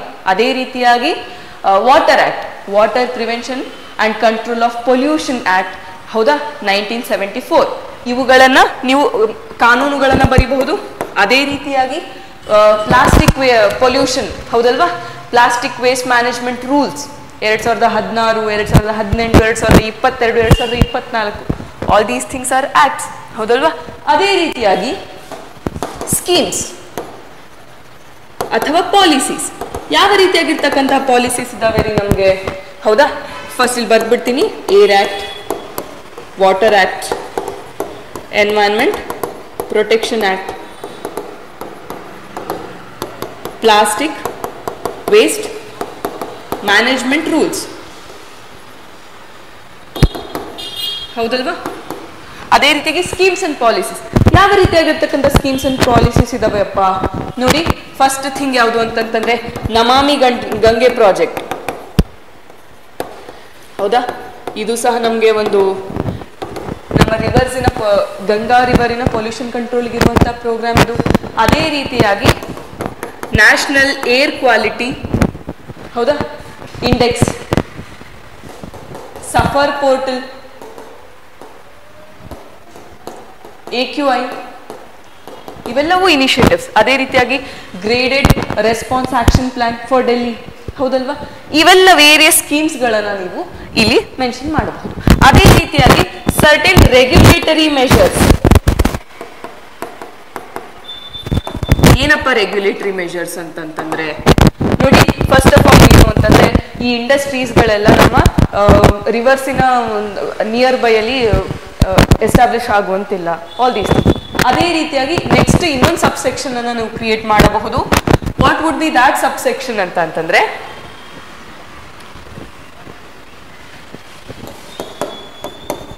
ರೆಗ್ಯುಲೇಟರಿ ಬಾಡೀಸ್ ಯಾವ್ದ್ಯಾವ್ದಪ್ಪ? For example NGT, National Green tribunal.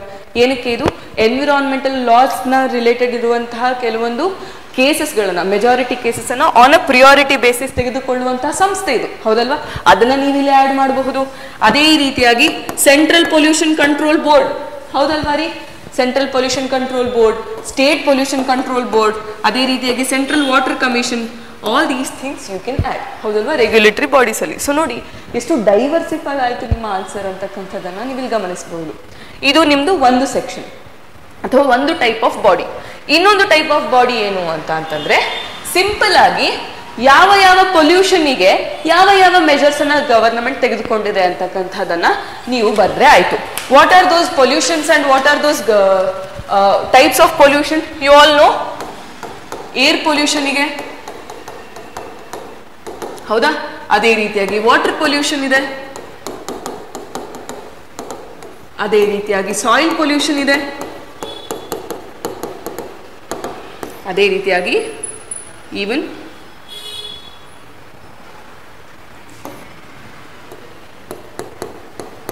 Plastic pollution ಇದೆ. ಸೊ ಈ ಸೆಕ್ಷನ್ಸ್ಗಳನ್ನ, ಈ 4 ಪೊಲ್ಯೂಷನ್ಸ್ಗೆ ಗವರ್ನಮೆಂಟಿನ ಓವರ್ ಆಲ್ ಇನಿಷಿಯೇಟಿವ್ಸ್ ಏನು ಅಂತಕ್ಕಂಥದ್ದನ್ನ ನೀವು ಬರೆದ್ರು ಆಯ್ತು. ಸೊ ಇಲ್ಲಿ ನೀವೇನ್ ಬರೀತೀರಾ? First of all air act ಬರೀತೀರಾ, ಕರೆಕ್ಟ್ ಅಲ್ವಾ? ಏರ್ ಆಕ್ಟ್ ಬರೀತೀರಾ ಆಫ್ 1981, ಹೌದಲ್ವಾ? So air act of 1981 you will say, and also national clean air programme, ಹೌದಾ?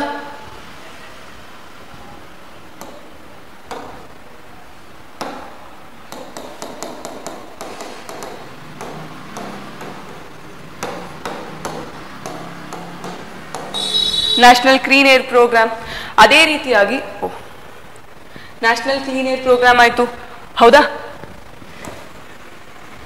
ಅದೇ ರೀತಿಯಾಗಿ ಆಲ್ರೆಡಿ ಹೇಳಿದೆ ನಾನು, suffer portal, air quality index, graded response action plan,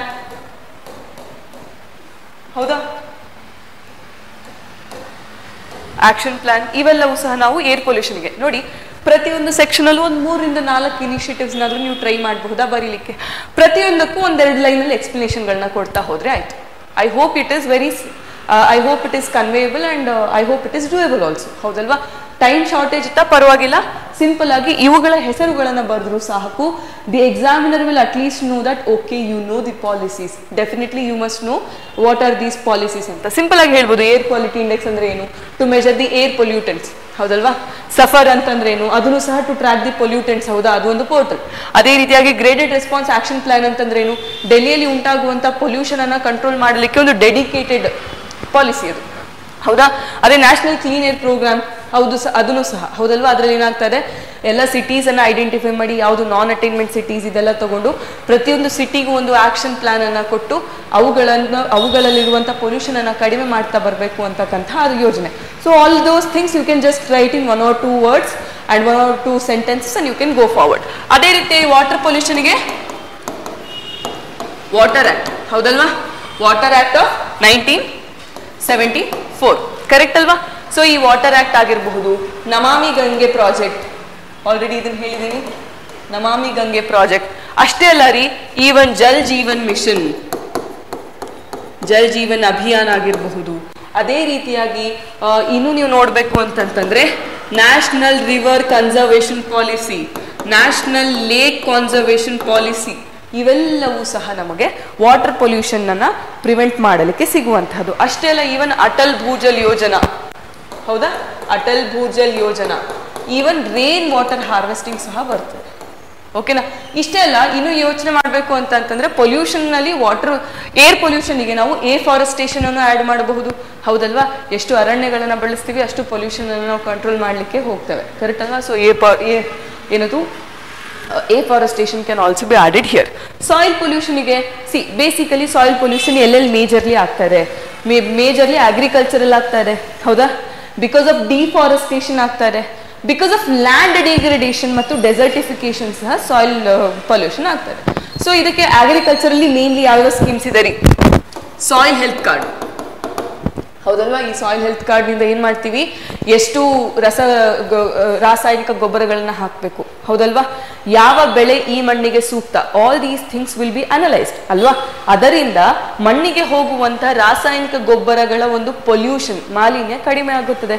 ಅದೇ ರೀತಿಯಾಗಿ ನಾವು PM ಕೃಷಿ ಸಿಂಚಾಯಿ ಯೋಜನಾ ಅಂತಂದ್ರೆ ಹನಿ ನೀರಾವರಿ ಅಥವಾ ಮೈಕ್ರೋ ಇರಿಗೇಷನ್ ಏನಿದೆ ಇದನ್ನ ಪ್ರಮೋಟ್ ಮಾಡ್ತಾ ಇದೆ, ಹೌದಲ್ವಾ? ಯಾಕೆ ಮೈಕ್ರೋ ಇರಿಗೇಷನ್ಗೂ ಸಾಯಿಲ್ಗೂ ಏನ್ ಸಂಬಂಧ? ನೀವು ಅಗ್ರಿಕಲ್ಚರ್ ಓದಿರ್ತೀರಾ.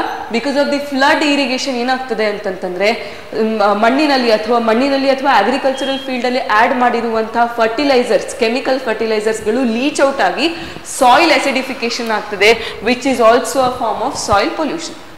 ಸೊ ಈ ಸಾಯಿಲ್ ಅಸಿಡಿಫಿಕೇಶನ್ ಅನ್ನ ಇಫೆಕ್ಟಿವ್ ಆಗಿ ಕಂಟ್ರೋಲ್ ಮಾಡುವಂತಹ ಒನ್ ಆಫ್ ದಿ ಮೆಜರ್ಸ್ ಯಾವ್ದಪ್ಪ ಅಂತಂದ್ರೆ PM ಕೃಷಿ ಸಿಂಚಾಯಿ ಯೋಜನಾ, ಹೌದಲ್ವಾ? So that also you can right.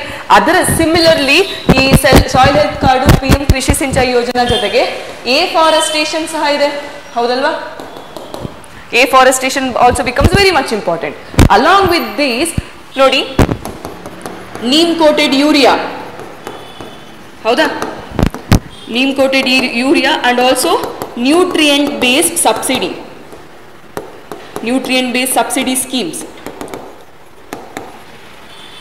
ಅಷ್ಟೇ ಯಾಕೆ, ಝೀರೋ ಬಜೆಟ್ ನ್ಯಾಚುರಲ್ ಫಾರ್ಮಿಂಗ್ ಮತ್ತು ಪರಂಪರಾಗತ ಕೃಷಿ ವಿಕಾಸ್ ಯೋಜನಾ ಇವೆಲ್ಲವೂ ಸಹ ಸಾಯಿಲ್ ಕನ್ಸರ್ವೇಷನ್ಗೆ ಸಹಾಯ ಮಾಡ್ತಾ ಇವೆ ಅಲ್ವಾ? So all these things you can mention, ಹೌದಾ?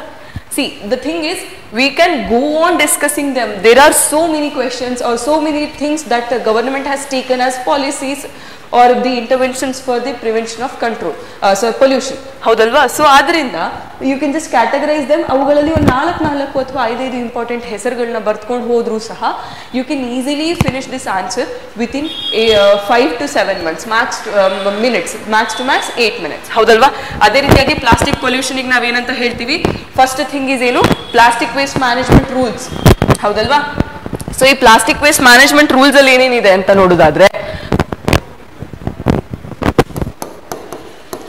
ಪ್ಲಾಸ್ಟಿಕ್ ವೇಸ್ಟ್ ಮ್ಯಾನೇಜ್ಮೆಂಟ್ ರೂಲ್ಸ್, ಇದ್ರಲ್ಲಿ ಪ್ರತಿಯೊಂದು ವರ್ಷದಲ್ಲೂ ಡಿಫ್ರೆಂಟ್ ರೂಲ್ಸ್ ಅನ್ನ ನಾವು ಇಂಟ್ರೊಡ್ಯೂಸ್ ಮಾಡ್ತಾ ಹೋಗಿದ್ದೀವಿ. ಏನು ಅಂತಂದ್ರೆ 2016 ನಲ್ಲಿ ನಾವು ಎಕ್ಸ್ಟೆಂಡೆಡ್ ಪ್ರೊಡ್ಯೂಸರ್ ರೆಸ್ಪಾನ್ಸಿಬಿಲಿಟಿ ಅಂತಕ್ಕಂಥ ಕಾನ್ಸೆಪ್ಟ್ ಅನ್ನ ಆಡ್ ಮಾಡ್ತೇವೆ ನೀಟಾಗಿ ಪ್ಲಾಸ್ಟಿಕ್ ಪೊಲ್ಯೂಷನ್ಗೆ. ಅದೇ ರೀತಿಯಾಗಿ 2022 ಅಲ್ಲಿ ಸಿಂಗಲ್ ಯೂಸ್ ಪ್ಲಾಸ್ಟಿಕ್ SUP ಅಂತ ಕರಿತೇವೆ ನಾವು. ಈ ಸಿಂಗಲ್ ಯೂಸ್ ಪ್ಲಾಸ್ಟಿಕ್ ಅನ್ನ ಬ್ಯಾನ್ ಮಾಡಲಾಗ್ತದೆ. 2024ರಲ್ಲಿ ಕೆಲವೊಂದು ಡೆಫಿನಿಷನ್ಸ್ ಗಳನ್ನ ಚೇಂಜ್ ಮಾಡಿ ಬ್ರಾಡರ್ ಡೆಫಿನಿಷನ್ಸ್ ಅನ್ನ ಕೊಡಲಾಗ್ತದೆ. ಅವುಗಳನ್ನು ಶಾರ್ಟ್ ಆಗಿ ನೀವು ಇಲ್ಲಿ ಬರೀಬಹುದು. ಅದೇ ರೀತಿಯಾಗಿ ಇದನ್ನೇ ಡೆಡಿಕೇಟೆಡ್ ಪಾಯಿಂಟ್ ಆಗಿ ಇಲ್ಲಿ ಬರೀಬಹುದು. In 2022 single use plastics are banned. ಅಷ್ಟೇ ಅಲ್ಲ, ಅವುಗಳನ್ನ 120 ಮೈಕ್ರಾನ್ ವರೆಗೂ ಸಹ ಅವುಗಳ ಡೆನ್ಸಿಟಿ ಇರೋ ಹಾಗೆ ಪ್ರೊಡ್ಯೂಸ್ ಮಾಡಬೇಕು. ಯಾಕೆ ಡೆನ್ಸಿಟಿ ಹೈ ಮಾಡಬೇಕು ಅಂತಂದ್ರೆ, basically for if you increase the density of the plastics, the plastic production cost will be higher. So ಅವಾಗ ಏನಾಗುತ್ತೆ, plastic will be like costly ಆಗ್ತದೆ. ಕಾಸ್ಟ್ಲಿ ಆದಾಗ ಥಿಂಗ್ಸ್ನ ನಾವು ಅಷ್ಟು ಎಫೆಕ್ಟಿವ್ ಆಗಿ ಅಷ್ಟು ಮೋರ್ ಫ್ರೀಕ್ವೆಂಟ್ಲಿ ಯೂಸ್ ಮಾಡೋಕ್ಕಾಗಲ್ಲ. ಅಂದರೆ ಇವಾಗ ಸಿಂಪಲ್ ಆಗಿ ನಾನು ಹೇಳಬೇಕು ಅಂತಂದರೆ, ಎಲ್ಲಾದ್ರೂ ಹೊರಗಡೆ ಶಾಪಿಂಗಿಗೆ ಹೋಗಿದ್ದೀರಾ ಅಂತ, ಹೌದಾ? ಅಲ್ಲಿಗೆ ಹೋದಾಗ ಕ್ಯಾರಿ ಬ್ಯಾಗಿಗೆ ಎಕ್ಸ್ಟ್ರಾ ಅಮೌಂಟ್ ಕೊಡಬೇಕು ಅಂತ ಗೊತ್ತಾದರೆ you will carry your own bag ಅಲ್ವಾ? That is one of the ideas for increasing the density of the plastics here. ಅದನ್ನು ನೀವು ಇಲ್ಲಿ ಬರೀಬಹುದು. ಅದೇ ರೀತಿಯಾಗಿ ಮೂರನೇದು SUP ರೆಮಿಡಿ ಆ್ಯಪ್. ಏನಪ್ಪ ಇದು SUP ರೆಮಿಡಿ ಆ್ಯಪ್ ಅಂತಂದ್ರೆ ನೋಡಿ, ಸಿಂಪಲ್ ಆಗಿ ಹೇಳ್ಬೇಕು ಅಂತಂದ್ರೆ ರೆಮಿಡಿ ಆ್ಯಪ್ ಅಲ್ಲ, ರೆಮಿಡಿ ಆ್ಯಪ್ ಅಥವಾ ರೀಡ್ರೆಸಲ್ ಆ್ಯಪ್ ಅಂತ ಹೇಳ್ಬಹುದು. SUP ರೀಡ್ರೆಸಲ್ ಆ್ಯಪ್ ಇದು ಏನಪ್ಪಾ ಅಂತಂದ್ರೆ, ಸಿಂಗಲ್ ಯೂಸ್ ಪ್ಲಾಸ್ಟಿಕ್ಕಿನ ಕುರಿತಾಗಿ ಏನಾದರೂ ಕಂಪ್ಲೇಂಟ್ ಇದ್ರೆ, ಯಾರೋ ತುಂಬಾ ಅತಿ ಹೆಚ್ಚಾಗಿ ಬಳಸ್ತಾ ಇದ್ದಾರೆ ಅಥವಾ ಈ ರೀತಿಯಾಗಿರ್ತಕ್ಕಂಥ ಏನಾದರೂ ಕಂಪ್ಲೇಂಟ್ಸ್ ಇದ್ರೆ ಆ ಆ್ಯಪಲ್ಲಿ ಲಾಂಚ್ ಮಾಡಬಹುದು. ಆ್ಯಂಡ್ ಗ್ರೀವಾನ್ಸಸ್ನ ನೀವು ರೀಡ್ರೆಸ್ ಸಹ ಮಾಡಿಸ್ಕೊಳ್ಬಹುದು. So these 3 things you can write for plastic pollution. If you see for this question overall we got a answer. ನೋಡಿ, ಅಲ್ಲಿ ಅವರು ಜೆನೆರಿಕ್ ಆಗಿ ಬರೆದಿರುವಂಥ ಆನ್ಸರಿಗೂ ಅಪ್ ಟು 7 marks ವರೆಗೂ ಸಿಕ್ಕಿದೆ. Don't you think if we write in this way we will be able to fetch more marks? That is our intent. That is our intention in the Sankalpa test series. We will be guiding you in every step possible to learn how you should maximize your score in every question. Within question, how you should attain the perfection in intro agirbodu, body agirbodu, conclusion agirbodu, all these steps. Okay na? So this is about the body of our answer. Howda? ಸರಿ ಇದು body ಆದ್ರೆ okay, how do you write a conclusion for this then? See if you clearly see this, ಈ question ಒಂದು simple ಆಗಿರ್ತಕ್ಕಂಥ question. So we can keep our conclusion also in a very simple way. How do you write that conclusion then? Simple ಆಗಿ ಏನ್ ಹೇಳ್ಬೋದು ಅಂತಂದ್ರೆ, ಈಗ ಇರುವಂತಹ policy ಮೆಷರ್ಸ್ಗಳು ಒಳ್ಳೆ ಪಾಲಿಸಿ ಮೆಷರ್ಸೇ ಆಗಿದೆ, ಬಟ್ ದಿ ಕೀ, ಹೌದಾ, the entire crux of them lies in the better implementation. So ಆ ಇಂಪ್ಲಿಮೆಂಟೇಷನ್ ಅನ್ನ ನಾವು ಎಫಿಷಿಯಂಟ್ ವೇಲಿ ಮಾಡಲಿಕ್ಕೆ ಕಷ್ಟವನ್ನ ಪಡಬೇಕು ಅಂತ ನಾವು ಹೇಳಬಹುದಾ? ನಂಬರ್ 1. ನಂಬರ್ 2 ಏನಿದೆ, ಕೆಲವೊಂದು ಲೂಪ್ ಹೋಲ್ಸ್ಗಳಿವೆ ನಮ್ಮ ಸ್ಕೀಮ್ಗಳಲ್ಲಿ ಅಥವಾ ಪಾಲಿಸೀಸ್ ಅಲ್ಲಿ, ಅವುಗಳನ್ನು ಸಹ ನಾವು ಟ್ಯಾಕಲ್ ಮಾಡಬೇಕು, ಅವುಗಳನ್ನು ಸಹ ನಾವು ಅಡ್ರೆಸ್ ಮಾಡಬೇಕು ಅಂತ ಹೇಳಿ ನಾವು ಒಂದು ಕನ್ಕ್ಲೂಷನ್ ಅನ್ನ ಬರೀಬಹುದು. I hope it is clear. Yeah, shall we move to the next question? See, ನಿಮ್ಗೆ ವಾಟ್ ವಿ ಸೇ, ಇಲ್ಲಿ ಇರುವಂತಹ ಈ ಆನ್ಸರ್ ಕಾಪಿಯನ್ನ ನೀವು ಕ್ಲೀನ್ ಆಗಿ ನೋಡಬೇಕು ಅಂತಂದ್ರೆ you can always pass it and you can see. ಓಕೆನಾ? ಯಾ. ಸೊ ನೆಕ್ಸ್ಟ್ ಕ್ವೆಶನ್ ನೋಡಿ, ಅದು ಒಂದು ಎರಡು ಕ್ವೆಶನ್ ಅನ್ನ ನಾವು ಇವತ್ತಿನ ಈ ಒಂದು ಡಿಸ್ಕಷನ್ ನಲ್ಲಿ ಡಿಸ್ಕಸ್ ಮಾಡುವಂತ ಒಂದು ಐಡಿಯಾ ಯಾಕೆ ಇತ್ತು, ಉದ್ದೇಶ ಏನಿತ್ತು ಅಂತಂದ್ರೆ, ಒಂದು simple question, comparatively we know a lot of content, but ಅದನ್ನ ಹೇಗೆ ಅಡ್ರೆಸ್ ಮಾಡಬೇಕು.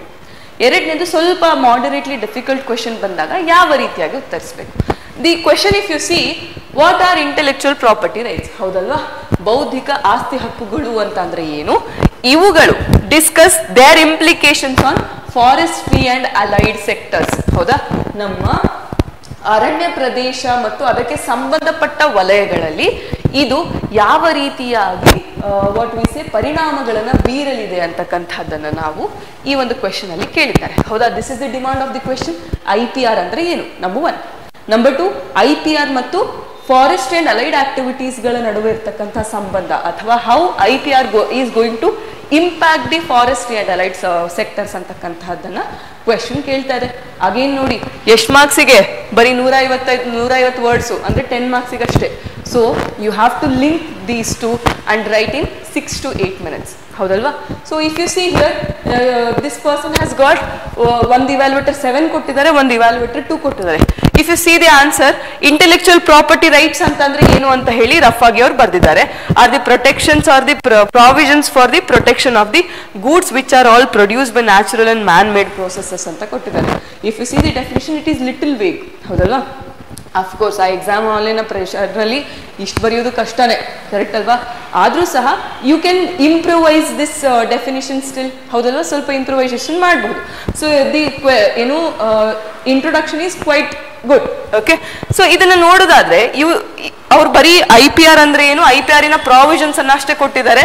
Conserve the rights over the forest products, ಹೇಗೆ ಫಾರೆಸ್ಟ್ ಪ್ರೊಡಕ್ಟ್ಸಿನ ಮೇಲೆ ರೈಟ್ಸ್ ಅನ್ನ ಕನ್ಸರ್ವ್ ಮಾಡಲಿಕ್ಕೆ ಸಹಾಯ ಮಾಡ್ತದೆ. ಅದೇ ರೀತಿಯಾಗಿ protection against other people to use the minor forest produce. ಹೌದಾ, ಮೈನರ್ ಫಾರೆಸ್ಟ್ ಪ್ರೊಡ್ಯೂಸ್ ಅನ್ನ ನೀವು ಕಾಪಿರೈಟ್ ಅಲ್ಲಿ IPR ಅಲ್ಲಿ ಕೊಟ್ಬಿಟ್ರೆ ಬೇರೆಯವರು ಅದನ್ನ ಯೂಸ್ ಮಾಡಿದ್ರೆ ಅದು ಪನಿಷಬಲ್ ಅಫೆನ್ಸ್. ಆ ರೀತಿ ಎಲ್ಲ ಬೆನಿಫಿಟ್ ಆಗುವಂತದ್ದಿದೆ ಅಂತ ಅವರ ಐಡಿಯಾ ಕನ್ವೆ ಆಗ್ತಾ ಇದೆ, ದೋ ಇನ್ ಅ ಲಿಟಲ್ ಹ್ಯಾಫಜಾರ್ಡ್ ವೇ ಅಂತ ಹೇಳ್ಬಹುದು. But still it is a good answer, decent answer. ಹೌದಲ್ವಾ? ಸೊ ಇದರಲ್ಲಿ ನಾವು ಆರ್ಗನೈಸ್ ಹೇಗೆ ಮಾಡಬೇಕು ಅಂತಕ್ಕಂಥದ್ದನ್ನ again we will C in the approach. So this answer over all is a decent one. So anywhere in between the score 7 and 2 they have got. 2 is very low I guess. So 7 is like okay. ಹೌದಲ್ವಾ? 7 is also okay, fine. ಹೌದಲ್ವಾ? So ಇದೇ ಇನ್ನೊಬ್ರು person ನೋಡೋದಾದ್ರೆ ಬರೀ 5 and 3 score ಕೊಟ್ಟಿದ್ದಾರೆ. Why this is 5 and 3 ಅಂತ ನೋಡೋದಾದ್ರೆ, first ನೋಡಿ IPR ಅಂದ್ರೆ ಏನು ಡೆಫಿನಿಷನ್ ಅವರು ಸಹ ಕೊಟ್ಟಿದ್ದಾರೆ. ಹೌದಾ? ಏನು, rights for own creation of mind which is actually the right. ಇದು ಒಂದು ಅಕ್ಯುರೇಟೆಡ್ ಡೆಫಿನೇಷನ್ ಇಫ್ ಯು ಸಿ. ಹೌದಲ್ವಾ? ಏನಪ್ಪ IPR ಅಂತಂದ್ರೆ, intellectual property rights R the rights given for the creations of mind. Creations of mind ಅಂತಂದ್ರೆ ಏನು? Creations of minds ಅಂತಂದ್ರೆ any creativity aspects like ಬುಕ್ಗಳು. ಹೌದಲ್ಲ? ಎನಿ ಇನ್ನೋವೇಷನ್ ಆಸ್ಪೆಕ್ಟ್ಗಳು, ಯಾವುದೇ ಆಗಿರ್ತ ಆವಿಷ್ಕಾರಗಳು. ಹೌದಲ್ವಾ? ಇನ್ವೆನ್ಷನ್ಸ್. ಹೌದಾ? ಇನ್ನೋವೇಷನ್ಗಳು ಅಂದ್ರೆ ಹೊಸ ಹೊಸ ವಸ್ತುಗಳನ್ನ ಪತ್ತೆ ಹಚ್ಚೋದು. ಇವೆಲ್ಲದಕ್ಕೂ ನಮ್ಮ ಬ್ರೈನಿನ ಇಂಟೆಲೆಕ್ಚುಯಲ್ ಆಸ್ಪೆಕ್ಟ್ಗಳಿಗೆ ಕೊಡುವಂತಹ ಸರ್ಟೆನ್ ರೈಟ್ಸ್ ಗಳನ್ನ ನಾವು IPR ಅಂತ ಕರಿತೀವಿ. ಈ IPR ಗಳಿಗೋಸ್ಕರ ನಮ್ಮ ಭಾರತದಲ್ಲೂ ಅನೇಕ ರೂಲ್ಸ್ ಇದೆ. ಹೌದಲ್ವಾ? ಪೇಟೆಂಟ್ ಆಕ್ಟ್ ಇದೆ, ಕಾಪಿರೈಟ್ ಆಕ್ಟ್ ಇದೆ, ಟ್ರೇಡ್ ಮಾರ್ಕ್ಸಿನ ಆಕ್ಟ್ ಇದೆ. ಹೌದಲ್ವಾ? ಡಿಸೈನ್ಸ್ ಪ್ರೊಟೆಕ್ಟ್ ಮಾಡುವಂತ ಆಕ್ಟ್ ಇದೆ. ಹೌದಾ? ಈವನ್ ಪ್ಲಾಂಟ್ ವೆರೈಟೀಸ್ ಮತ್ತು ಫಾರ್ಮರ್ಸ್ ಅನ್ನ ಪ್ರೊಟೆಕ್ಟ್ ಮಾಡುವಂತ ಆಕ್ಟ್ ಸಹ ಇದೆ. So all these things you can mention in your introduction. ಹೌದಲ್ವಾ? ದಿ ಮೇನ್ ನಮ್ಮ ಬಾಡಿ ಆನ್ಸರ್ನ ಒಂದು ಮೇನ್ ಪಾರ್ಟ್ ಏನು, IPR ಮತ್ತು ಫಾರೆಸ್ಟ್ರಿಗೆ ಇರುವಂತಹ ಲಿಂಕ್ ಅನ್ನು ನಾವು ಎಸ್ಟಾಬ್ಲಿಷ್ ಮಾಡುವಂಥದ್ದು. ಸೊ ಅದನ್ನ ಇವ್ರು ಮಾಡಿದಾರ ನೋಡೋಣ. IPR promotes the innovative activities and rights work protected to create the what we say competencies ಅಂತ ಹೇಳಿ ಹೇಳ್ತಾ ಇದ್ದಾರೆ. ಹೌದಾ? ಸೊ ನೋಡಿ ಅಗೇನ್ ಪೂರ್ತಿ ಎಂಟೈರ್ ಪೇಜ್ ಅಲ್ಲಿ they have given just the information about what is IPR. ಇನ್ನು IPR ಮತ್ತೆ ಫಾರೆಸ್ಟ್ ನಡುವೆ ಇರುವಂತಹ ಲಿಂಕ್ ಅನ್ನು ಅವರು ಸೆಕೆಂಡ್ ಪೇಜ್ ಅಲ್ಲಿ ಕೊಟ್ಟಿದ್ದಾರೆ. Forest products are provided for the market. Okay, ಯಾರು ನಮ್ಮ ಟ್ರೈಫೆಡ್ ಇದೆ ಅಲ್ಲ, ಅವರು ಈ ಒಂದು ಫಾರೆಸ್ಟ್ ಪ್ರೊಡ್ಯೂಸ್ ಅನ್ನ ಮಾರ್ತಾರೆ ಅಂತ ಹೇಳಿ ಹೇಳ್ತಾ ಇದ್ದಾರೆ. But what is the link? They are not mentioning it clearly. ಹೌದಲ್ವಾ? So basically if you see this overall answer, it is little bit on a like what we say lower end. ಹೌದಲ್ವಾ? Not exactly lower end. Definitely ಆ ಟೈಮಲ್ಲಿ exam ಅಲ್ಲಿ ಕುತ್ಕೊಂಡು ಬರೆಯುವಂತಹದ್ದು linking IPR and forestry which are nowhere connected is very difficult. ಹೌದಲ್ವಾ? So they have tried ಏನಂತ ಈ forestry ಇದು ಥಿಂಗ್ಸ್ ಅನ್ನ ಟ್ರೈಫೆಡ್ ಹ್ಯಾಂಡಲ್ ಮಾಡ್ತದೆ. ಅದೇ ರೀತಿಯಾಗಿ ನೋಡಿ ಇಲ್ಲಿ ಬ್ಲೂ ಗ್ರೇಪ್ಸ್ GI ಟ್ಯಾಗ್ ಗಳಿಂದ ಅವರಿಗೆ ಮಾರ್ಕೆಟ್ ಚಂದ ಸಿಗ್ತದೆ. All these things they have covered. So it is a very okay decent ಅನ್ನ ಆನ್ಸರ್. ಓಕೆನಾ? So if we were there, ನಾವು ಯಾವ ರೀತಿಯಾಗಿ ಈ ಕ್ವೆಶ್ಚನ್ ಅನ್ನ ಅಪ್ರೋಚ್ ಮಾಡ್ತಾ ಇದ್ವಿ ಆಸ್ ಯೂಶುವಲ್ ನೋಡುವ. First we will start with introduction. So what would be the intro? We already discussed define IPR. What are intellectual property rights? The rights given for the creations of the mind, like books, creation of stories, innovations, ಮತ್ತು what we say inventions. ಹೌದಲ್ವಾ? innovations ಆಗಿರಬಹುದು, inventions ಆಗಿರಬಹುದು, and ಅದೇನ್ what we say research ಆಗಿರಬಹುದು. All these ಥಿಂಗ್ಸ್ಗೆ ಸಿಗುವಂತಹದ್ದೇನು IPR. ನಮ್ಮಲ್ಲಿ ಇಂಡಿಯಾದಲ್ಲಿ IPR-ಇನ ಆಕ್ಟ್ಸ್ ಯಾವ್ದ್ಯಾವ್ದಿದೆ ಅದನ್ನ ಶಾರ್ಟ್ ಆಗಿ ಬರೀತೀರಾ? ಹೌದಲ್ವಾ? That can be your introduction. Body ಏನಪ್ಪ ನೋಡಿ. If you see IPR, first of all you have to understand in your mind forestry and allied activities ಅಂದ್ರೆ ಏನು. ಯಾವ್ದಾವ್ದು ಬರ್ತದಪ್ಪ ಫಾರೆಸ್ಟ್ ಅಂಡ್ ಅಲೈಡ್ ಆಕ್ಟಿವಿಟೀಸ್ ಅಂತಂದ್ರೆ? First of all agro forestry. Forestry ಅಂತೂ compulsory ಬಂತು. Allied activities ಗಳನ್ನ ನಾವು ಇಲ್ಲಿ ನೋಡ್ತಾ ಇರೋದು. ಹೌದಲ್ವಾ? ಆಗ್ರೋ ಫಾರೆಸ್ಟ್ರಿ, ಅಗ್ರಿಕಲ್ಚರ್, ಹಾರ್ಟಿಕಲ್ಚರ್, ಹೌದಾ, ಕೃಷಿ, ತೋಟಗಾರಿಕೆ, ಇವೆಲ್ಲವೂ ಸಹ ಇದರಲ್ಲೇ ಬರುವಂತಹದ್ದು. ಸೊ ಈ ಅಲೈಡ್ ಆಕ್ಟಿವಿಟೀಸ್ ಮತ್ತು ಫಾರೆಸ್ಟ್ರಿಗೆ ಯಾವ ರೀತಿಯಾಗಿ IPR ಪರಿಣಾಮವನ್ನು ಬೀರಲಿದೆ ಅಂತಕ್ಕಂಥದ್ದನ್ನ ನಾವು ಲಿಂಕ್ ಅನ್ನ ಕೊಡಬೇಕು. ಆ ಲಿಂಕ್ ಹೇಗೆ ಸಿಗ್ತದೆ? ಹೌದಾ? ಆ ಲಿಂಕ್ ಹೇಗೆ ಸಿಗ್ತದೆ ಅಂತಂದ್ರೆ ನೋಡಿ, IPR ನಿಂದ ನಮ್ಮ ಈ ಫಾರೆಸ್ಟ್ ಮತ್ತು ಅಲೈಡ್ ಆಕ್ಟಿವಿಟೀಸ್ಗೆ ಪಾಸಿಟಿವ್ ಇಂಪ್ಯಾಕ್ಟ್ಸು ಇದೆ, ನೆಗೆಟಿವ್ ಇಂಪ್ಯಾಕ್ಟ್ಸು ಇದೆ. So can I right in the body first of all ಈ IPR ಏನಿದೆ ಇವುಗಳಿಂದ ಪಾಸಿಟಿವ್ ಮತ್ತೆ ನೆಗೆಟಿವ್ ಎರಡು ಇಂಪ್ಯಾಕ್ಟ್ ಗಳಿದೆ ಅಂತ ಹೇಳಿ ನಾನು ಎರಡು ಲೈನ್ ಅಲ್ಲಿ ಬರೀಬಹುದಲ್ವಾ? Correct. So what are the positive impacts ಅಥವಾ ಪಾಸಿಟಿವ್ ಇಂಪ್ಲಿಕೇಶನ್ಸ್ ನೋಡೋಣ. ಫಸ್ಟ್ ಇಂಪ್ಲಿಕೇಶನ್ ಏನು ಅಂತಂದ್ರೆ promotion of research and development. ಹೇಗಿರಿ promotion of research and development? IPR ಗಳನ್ನ ಫಾರೆಸ್ಟ್ರಿ ಮತ್ತು ಅಲೈಡ್ ಆಕ್ಟಿವಿಟೀಸ್ ಅಲ್ಲಿ ಕೊಡೋದ್ರಿಂದ ಹೆಚ್ಚು ಹೆಚ್ಚು ರಿಸರ್ಚ್ ಅನ್ನು ನಾವು ಕೈಗೊಳ್ಳಬಹುದು. ಹೌದಲ್ವಾ? ಯಾಕೆ? Just for that patent, just for that what we say patent ಆಗಿರಬಹುದು, ಯಾವುದೋ ಒಂದು ಹೊಸ ವಾಟ್ ವಿ ಸೇ ಕಾಪಿರೈಟ್ ಆಗಿರಬಹುದು. For all these things copyright ಸಿಗುದಿಲ್ಲ. For these things patents mostly you can get. ಹೌದಲ್ವಾ? So for that thing promotion of research and development is possible. Promotion of research and development ಆದ್ರೆ ಏನ್ ಪ್ರಯೋಜನ ನೋಡಿ. ಇವಾಗ ಕಾಡ್ಗಿಚ್ಚುಗಳು, forest fires are a lot more huge problems especially in India also. ಹೌದಲ್ವಾ? So ಯಾವುದೋ ಒಂದು ಬಯೋಟೆಕ್ನಾಲಜಿಯನ್ನ ಬಳಸಿಕೊಂಡು ಯಾವುದೋ ಒಂದು ಜೀನನ್ನು ಇಂಟ್ರೊಡ್ಯೂಸ್ ಮಾಡಿದ್ರೆ ನಮ್ಮ ಈ ಅರಣ್ಯಗಳಲ್ಲಿ ಬೆಳೆಯುವಂತಹ ಗಿಡ ಮರಗಳಲ್ಲಿ ಅಸ್ಯೂಮ್ ದಟ್ ಒಂದು ಜೀನನ್ನ ಬಯೋಟೆಕ್ನಾಲಜಿ ಮುಖಾಂತರ ನಾವು ವಾಟ್ ವಿ ಸೇ ಇನ್ಸರ್ಟ್ ಮಾಡಿದ್ದೀವಿ. That gene which is resistant to forest fires can help those trees to sustain those kind of accidents. ಹೌದಲ್ವಾ? ಫಾರೆಸ್ಟ್ ಫೈರ್ ನ ತಡೆಗಟ್ಟಬಹುದು ಈ ಒಂದು ಜೀನ್ಗಳ ಸಹಾಯದಿಂದ. ಸೊ ಈ ರೀತಿಯಾಗಿ ರಿಸರ್ಚ್ ಅಂಡ್ ಡೆವಲಪ್ಮೆಂಟ್ ಅನ್ನು ನಾವು ಮಾಡಬಹುದು. ಹೌದಲ್ವಾ? ಫಾರ್ ಎಕ್ಸಾಂಪಲ್ ಫಸ್ಟ್ ಏನಾಗ್ತದೆ, ಈ ಒಂದು ರಿಸರ್ಚ್ ಅಂಡ್ ಡೆವಲಪ್ಮೆಂಟ್ ಇಂದ ಇನ್ನೋವೇಷನ್ ಬರ್ತದೆ. ಅಂದ್ರೆ ಅತಿ ಕ್ವಿಕ್ ಆಗಿ ಬೆಳೆಯುವಂತಹ ಗಿಡ ಮರಗಳಿಂದ ಈಗ ಫಾರೆಸ್ಟೇಷನ್ ನಾವು ಮಾಡ್ತಾ ಇದೀವಿ. ಸೊ ಈ ಫಾರೆಸ್ಟೇಷನ್ ನಲ್ಲಿ ಬಳಸುವಂತಹ ಗಿಡ ಮರಗಳನ್ನು ನಾವು ಸ್ವಲ್ಪ ಹೊಸದಾಗಿ ಇನ್ನೋವೇಟ್ ಮಾಡಬಹುದು with the help of IPR. ಹೌದಲ್ವಾ? ಅದೇ ರೀತಿಯಾಗಿ ಬಯೋಟೆಕ್ನಾಲಜಿಯನ್ನ ಬಳಸಿಕೊಂಡು ನಾವು ಕೆಲವೊಂದು ಚೇಂಜಸ್ ಅನ್ನ ತರಬಹುದು. ಫಾರ್ ಎಕ್ಸಾಂಪಲ್ ಏನು, ಬಯೋಟೆಕ್ನಾಲಜಿಯನ್ನು ಬಳಸಿಕೊಂಡು ಡ್ರಾಟ್ ರೆಸಿಸ್ಟೆನ್ಸ್ ಏನು ಬರಗಾಲವನ್ನ ತಡೆಗಟ್ಟಿ ಅಥವಾ ಮೆಟ್ಟಿ ನಿಲ್ಲುವಂತಹ ಒಂದು ಗಿಡ ಮರಗಳನ್ನು ನಾವು ಇಂಟ್ರೊಡ್ಯೂಸ್ ಮಾಡಬಹುದು. ಅಷ್ಟೇ ಅಲ್ಲ, ಫೈರ್ ರೆಸಿಸ್ಟೆಂಟ್, ಹೌದಾ, fire resistant, all these things we can. ಅದೇ ರೀತಿಯಾಗಿ ನೋಡಿ, ಇದು ನಮ್ಮ first promotion of research and development. I hope this point is clear. The second point is protection of or preservation of traditional knowledge. ಏನಪ್ಪ traditional knowledge ಅಂತಂತಂದ್ರೆ ಹೆಂಗಪ್ಪ? ನಮ್ಗೆಲ್ಲ ಗೊತ್ತಿದೆ, ಈ ನಮ್ಮ ಫಾರೆಸ್ಟ್ರಿ ನೋಡಿ, ಈ ಫಾರೆಸ್ಟ್ರಿ ಮತ್ತು ಅಲೈಡ್ ಆಕ್ಟಿವಿಟೀಸ್ ಅಲ್ಲಿ ಆಗ್ರೋ ಫಾರೆಸ್ಟ್ರಿ ಆಗಿರಬಹುದು, ಅಗ್ರಿಕಲ್ಚರ್ ಆಗಿರಬಹುದು, ಹಾರ್ಟಿಕಲ್ಚರ್ ಆಗಿರಬಹುದು, ಈವನ್ ಮೆಡಿಸಿನಲ್ ಪ್ಲಾಂಟ್ಸ್ ಸಹ ಬರ್ತದೆ. ಸೊ ಇವುಗಳನ್ನೆಲ್ಲ ಪ್ರೊಟೆಕ್ಟ್ ಮಾಡಬೇಕು ಅಂತ ಅಂದ್ರೆ, ಈಗ ನಮ್ಗೆಲ್ಲ ಗೊತ್ತಿದೆ ಭಾರತದಲ್ಲಿ ಈ ಒಂದು ಮನೆಮದ್ದುಗಳು ತುಂಬಾ ಫೇಮಸ್, ಹೌದಲ್ಲ? ಆಯುರ್ವೇದದಲ್ಲಿ ಎಷ್ಟೊಂದು ಗಿಡಮೂಲಿಕೆಗಳನ್ನ, ಹೌದಲ್ವಾ, ಎಷ್ಟೊಂದು ನಮ್ಮ ಸುತ್ತಮುತ್ತ ಇರುವಂತಹ ಒಂದು ವಸ್ತುಗಳನ್ನೇ ನಾವು ಆಸ್ ಅ ಟ್ರೀಟ್ಮೆಂಟ್ ತೆಗೆದುಕೊಳ್ತೇವೆ. ಬಟ್ ಏನಾಗ್ತದೆ ಅಂತಂದ್ರೆ, with the time, with the modernisation, all these things are diminishing. ಏನಾಗ್ತದೆ, ಆಯುರ್ವೇದಿಕ್ ವಾಟ್ ವಿ ಸೇ, ನಮ್ಮ ಒಂದು ನಾಟಿ ವೈದ್ಯರಿದಾರಲ್ಲ, ಅವ್ರು ಕ್ಷೀಣಿಸ್ತಾ ಇದ್ದಾರೆ, ಹೌದಲ್ವಾ? So if these indigenous knowledge ಇದು ನಮ್ದು ಡಿಮಿನಿಷ್ ಆಗ್ತಾ ಹೋದ್ರೆ, ಅಥವಾ ಇದು ವಾಟ್ ವಿ ಸೇ ವ್ಯಾನಿಷ್ ಆಗ್ತಾ ಹೋದ್ರೆ, we can not store them. ಮುಂದಿನ ಪೀಳಿಗೆಗಳಿಗೆ ಇದು ಸಿಗುದೇ ಇಲ್ಲ, ನಮಗೆ ಮೆಜಾರಿಟಿ ಆಲ್ರೆಡಿ ಸಿಗ್ತಾ ಇಲ್ಲ. ಸೊ ಈ ಒಂದು IPR ಗಳಲ್ಲಿ ಈ ಒಂದು ಮೆಡಿಸಿನಲ್ ಪ್ಲಾಂಟ್ಸಿಗೆ ಪೇಟೆಂಟ್ಗಳು ಆ ರೀತಿ ತೆಗೆದುಕೊಂಡ್ರೆ ಆ ಒಂದು ಟ್ರೆಡಿಷನಲ್ ನಾಲೆಡ್ಜ್ ಅನ್ನು ನಾವು ಸೇವ್ ಮಾಡಬಹುದು, ಪ್ರೊಟೆಕ್ಟ್ ಮಾಡಬಹುದು, ಕನ್ಸರ್ವ್ ಮಾಡಬಹುದು, ಹೌದಲ್ವಾ? That is one of the advantages of the IPR.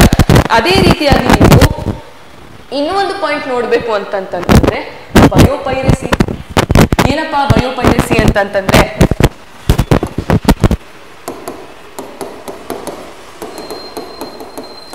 For example ಏನು, ಈಗ ಅರಿಶಿಣ, ಆಲೋವೆರಾ, ಇವುಗಳೆಲ್ಲದಕ್ಕೂ ಅನೇಕ ಒಂದು ವಾಟ್ ವಿ ಸೇ ಔಷಧೀಯ ಗುಣಗಳಿವೆ, ಹೌದಾ? Turmeric and aloe vera have many what we say medicinal properties. So these medicinal ಪ್ರಾಪರ್ಟೀಸ್ನ ಫಾರಿನರ್ಸ್ ಬಂದು ನಮ್ಮಲ್ಲಿ ತಿಳಿದುಕೊಂಡು ಹೋಗಿ ಅವರಲ್ಲಿ ಆ ಫಾರ್ಮುಲಾಸ್ ಅನ್ನ ಬಳಸಿಕೊಂಡು ಅದನ್ನ ಪೇಟೆಂಟ್ ಮಾಡಿಸ್ಕೊಳ್ತಾರೆ. That is called biopiracy. ಈ ಬಯೋಪೈರಸಿಯನ್ನ, ಈ IPR ಗಳನ್ನ ನಾವು ಕರೆಕ್ಟ್ ಆಗಿ ಈ ಒಂದು ಫಾರೆಸ್ಟ್ರಿ ಅಂಡ್ ಅಲೈಡ್ ಆಕ್ಟಿವಿಟೀಸ್ ಅಲ್ಲಿ ಇಂಪ್ಲಿಮೆಂಟ್ ಮಾಡಿದಾಗ ಇದನ್ನ ತಡೆಗಟ್ಟಬಹುದು. That is also a good thing, ಹೌದಲ್ವಾ? ಅದೇ ರೀತಿಯಾಗಿ ಇನ್ನೊಂದು ಲಾಸ್ಟ್ ಪಾಯಿಂಟ್ ನೀವು ನೋಡೋದಾದ್ರೆ ನೋಡಿ, livelihood opportunities will be given. ಏನಪ್ಪ ಬಯೋಪೈರಸಿಗೆ ಎಕ್ಸಾಂಪಲ್ ಏನಪ್ಪಾ ಅಂತಂತಂದ್ರೆ, ಟರ್ಮರಿಕಿನ ಮೆಡಿಸಿನ್ಸ್ ಅನ್ನ ಪೇಟೆಂಟ್ ಆಗಿ ಮಾಡುವುದನ್ನು ತಡೆಗಟ್ಟುವಂತ. ಓಕೆನಾ? So livelihood opportunities, what are the livelihood opportunities ಅಪ್ಪ? ನೋಡಿ, ಈ IPR ಇಂಟೆಲೆಕ್ಚುಯಲ್ ಪ್ರಾಪರ್ಟಿ ರೈಟ್ಸ್ ಅಲ್ಲಿ ನಿಮ್ಗೆಲ್ಲ ಗೊತ್ತಿರೋ ತರ ಇನ್ನೊಂದು ಅಂಶ ಇದೆ, ಜಿಯೋಗ್ರಾಫಿಕಲ್ ಇಂಡಿಕೇಶನ್ ಟ್ಯಾಗ್ ಅಥವಾ GI ಟ್ಯಾಗ್ ಅಂತ. ಸೊ ಒಂದು ಪ್ರಾಡಕ್ಟಿಗೆ, ಒಂದು ನ್ಯಾಚುರಲ್ ಪ್ರಾಡಕ್ಟಿಗೆ GI ಟ್ಯಾಗ್ ಸಿಕ್ಕಿದೆ ಅಂತಂತಂದ್ರೆ ಆ GI ಟ್ಯಾಗ್ ಇಂಡಿಕೇಟ್ಸ್ ದಟ್ ಪ್ರಾಡಕ್ಟಿನ ಅಥೆಂಟಿಸಿಟಿ. ಈ ಒಂದು GI ಟ್ಯಾಗ್ ಅನ್ನ ಬಳಸಿಕೊಂಡು ಆ ಒಂದು ಪ್ರದೇಶದ ಜನರು ಒಂದು ಟ್ರೇಡ್, ಕಮರ್ಷಿಯಲೈಸೇಷನ್ ಮಾಡ್ಕೊಳ್ಬಹುದು. ಸೊ ಈ ಕಮರ್ಷಿಯಲೈಸೇಷನ್ ಇಂದ ಲೈವ್ಲಿಹುಡ್ ಅಪಾರ್ಚುನಿಟಿ ಸಿಗ್ತದೆ ಅಲ್ವಾ? So that is how this is link. So example ಏನು, GI ಟ್ಯಾಗ್. ಅನೇಕ ಫಾರೆಸ್ಟ್ ಪ್ರಾಡಕ್ಟ್ಸ್ GI ಟ್ಯಾಗ್ಸ್ ಇದೆ, ಹೌದಾ? ಅದೇ ರೀತಿಯಾಗಿ ಅನೇಕ what we say agricultural products ಇದೆ. ಯಾವುದು ರೀ? ತೂರ್ ದಾಲ್, ಹೌದಲ್ವಾ? ತೊಗರಿ ಬೇಳೆಗೆ GI ಟ್ಯಾಗ್ ಇದೆ, ಹೌದಾ? ನಮ್ಮ ಮೈಸೂರಿನ ವಿಳ್ಯದೆಲೆ ಆಗಿರಬಹುದು, all these kind of things, ಹೌದಲ್ವಾ? Coffee, so all these things have GI tag, correct ಅಲ್ವಾ? ಸೊ ಈ GI ಟ್ಯಾಗ್ಗಳಿಂದ ಲೈವ್ಲಿಹುಡ್ ಅಪಾರ್ಚುನಿಟೀಸ್ನ ನಾವು ಕ್ರಿಯೇಟ್ ಮಾಡಬಹುದು. ಸೊ ನೋಡಿ, IPR ಮತ್ತು ಫಾರೆಸ್ಟ್ರಿ ಅಂಡ್ ಅಲೈಡ್ ಆಕ್ಟಿವಿಟೀಸ್ಗೆ ಲಿಂಕ್ ಸಿಕ್ತಲ್ವಾ? ಸೊ ಇದು ಪಾಸಿಟಿವ್ ಆಸ್ಪೆಕ್ಟ್ಗಳು. ನೆಗೆಟಿವ್ ಆಸ್ಪೆಕ್ಟ್ಸ್ಗಳನ್ನು ನಾವು ನೋಡ್ಬೇಕಾಗ್ತದಲ್ವಾ? So what are the negative aspects? Negative aspects ಅನ್ನ ನೀವು ನೋಡ್ಬೇಕು ಅಂತಂದ್ರೆ ನೆಗೆಟಿವ್ ಇಂಪ್ಲಿಕೇಶನ್ಸ್ಗಳು. Number 1 is the problem of access and equality. ಹೌದಾ? Problem of access and equality. Just ಒಂದು ಎಕ್ಸಾಂಪಲ್ ಕೊಡ್ತೀನಿ. ನಾಳೆ ಇವಾಗ ರಿಸರ್ಚ್ ಅಲ್ಲಿ ಪ್ರೂವ್ ಆಯ್ತು, ಅರಿಶಿಣದ ಕೆಲವೊಂದು ಅಂಶಗಳನ್ನ ಎಕ್ಸ್ಟ್ರಾಕ್ಟ್ ಮಾಡಿಕೊಂಡು ಮೆಡಿಸಿನ್ ಅನ್ನ ತಯಾರು ಮಾಡಿದ್ರೆ ಅದರಲ್ಲಿ ಕ್ಯಾನ್ಸರ್ ಅನ್ನ ಏನು ತಡೆಗಟ್ಟುವಂತಹ ಅಥವಾ ಕ್ಯೂರ್ ಮಾಡುವಂತಹ ಗುಣಗಳಿವೆ ಅಂತ ತಿಳ್ಕೊಳ್ಳೋಣ. ಓಕೆನಾ? ಸೊ ಈ ಒಂದು ಥಿಂಗ್ ಅನ್ನ ಸೈಂಟಿಸ್ಟ್ಗಳು ಪತ್ತೆ ಹಚ್ಚಿ ಅವರದೊಂದು ಮೆಡಿಸಿನ್ ಅನ್ನ ಕ್ರಿಯೇಟ್ ಮಾಡ್ತಾರೆ ಬೈ ಜಸ್ಟ್ ಯೂಸಿಂಗ್ ದಿಸ್ ಅರಿಶಿಣ. ಹೌದಾ? ಸೊ ಆ ಒಂದು ಮೆಡಿಸಿನ್ ಅನ್ನ ವೆರಿ ಹೈ ಪ್ರೈಸ್ಗೆ ಮಾರ್ತಾರೆ. So can the local people access that? Definitely it is difficult for the lower sections of the population as well as poor sections of the populations to access that medicine, and also that is why equality ka problem will be created. Haudalva? So that can be a potential concern of IPRs associated with forestry and allied activities. ಈಗ ನೋಡ್ರಿ simple ಆಗಿ ಏನು ಹೇಳ್ತೀನಿ ಅಂತಂದ್ರೆ, just ಆಲೋವೆರಾದು ಗುಣಗಳೆಲ್ಲರಿಗೂ ಗೊತ್ತಿದೆ. ಈ ಆಲೋವೆರಾನ ತುಂಬಾ companies aloe vera ಜೆಲ್ಗಳ ರೂಪದಲ್ಲಿ ಮಾಡ್ತಾರೆ. That is just a natural product which has been little enhanced. ಹೌದಲ್ವಾ? ಬಟ್ ಏನು, they are comparatively sold for higher prices compared to a natural aloe vera. ಹೌದಲ್ವಾ? ಸೊ ಡೂ ಯು ಥಿಂಕ್ ಅದನ್ನ ಇವಾಗ ಪೇಟೆಂಟ್ ಮಾಡಿಸ್ಕೊಂಡ್ಬಿಟ್ರೆ ಇವಾಗ do you think the normal people can access that? Definitely it would be a difficult for them. That is why there is a problem of what we see accessibility and equality when it comes to IPR in relation to forestry and allied activities. ಹೌದಲ್ವಾ? ಇನ್ನು second thing ನೀವು ನೋಡುದು ಅಂತಂತಂದ್ರೆ ಏನು major ಆಗಿ ಇದು ಮಾಡಬಹುದು ಅಂತಂತಂದ್ರೆ, it will threaten the sustainability practices ಅಥವಾ threaten the sustainable practices.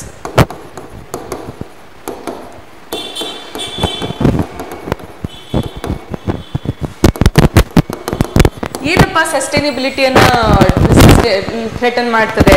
For example ಏನಾಯ್ತು, ಜಸ್ಟ್ ಒಂದು ಇಮ್ಯಾಜಿನರಿ ಸಿಚುವೇಶನ್ ತೆಗೆದುಕೊಳ್ಳೋಣ. Covid time. ಓಕೆ, ಕೋವಿಡ್ ಟೈಮಲ್ಲಿ ಎಲ್ಲರೂ ಲಾಕ್ಡೌನ್ ಅಲ್ಲಿ ಇದ್ದೀವಿ, everyone is tensed, we don't have a vaccine and all things. ಅವಾಗ ಯಾರೋ ಒಂದು ರಿಸರ್ಚ್ ಅಲ್ಲಿ ಪತ್ತೆ ಹಚ್ಚಿದ್ರು ಏನಂತ, okay some particular medicine, okay some particular plant, ಓಕೆನಾ, ಒಂದು ಯಾವುದೋ ಒಂದು ಗಿಡಮೂಲಿಕೆ ಇದೆ, ಆ ಗಿಡಮೂಲಿಕೆಯಿಂದ ಈ ಕೋವಿಡ್ ಇದೆ ಕ್ಯೂರ್ ಆಗ್ತಾ ಇದೆ ಅಂತ ಹೇಳಿ. Don't you think everyone will want that ಗಿಡಮೂಲಿಕೆ? ಹೌದಲ್ವಾ? Everyone will see that. ಹೌದಾ? ಎಲ್ಲರಿಗೂ ಅದೇ ಬೇಕಾಗ್ತದೆ. ಅದನ್ನ ಓವರ್ ಆಗಿ ನಾವು ಎಕ್ಸ್ಪ್ಲಾಯ್ಟ್ ಮಾಡಿದಾಗ ಆ ಒಂದು ಗಿಡಮೂಲಿಕೆ ಹಾಳಾಗುವಂತಹ, ಆ ಗಿಡಮೂಲಿಕೆ ನಶಿಸಿ ಹೋಗುವಂತಹ ಒಂದು ಪಾಸಿಬಿಲಿಟಿ ಸಹ ಇದೆ. So there is a threat to sustainable use. ಹೌದಲ್ವಾ? ಯಾಕೆ? Because of the popularization of that particular thing. ಹೌದಲ್ವಾ? So there is a threat to sustainability and also there is a threat to biodiversity conservation. ಹೇಗ್ರಿ ಹೇಳ್ತೀರಾ? For example ಏನಾಯ್ತು, ಈಗ ಇದಕ್ಕೆ best example threaten the ಸಸ್ಟೈನಬಿಲಿಟಿಗೆ ಪ್ಯಾಂಗೋಲಿನ್ಗಳು.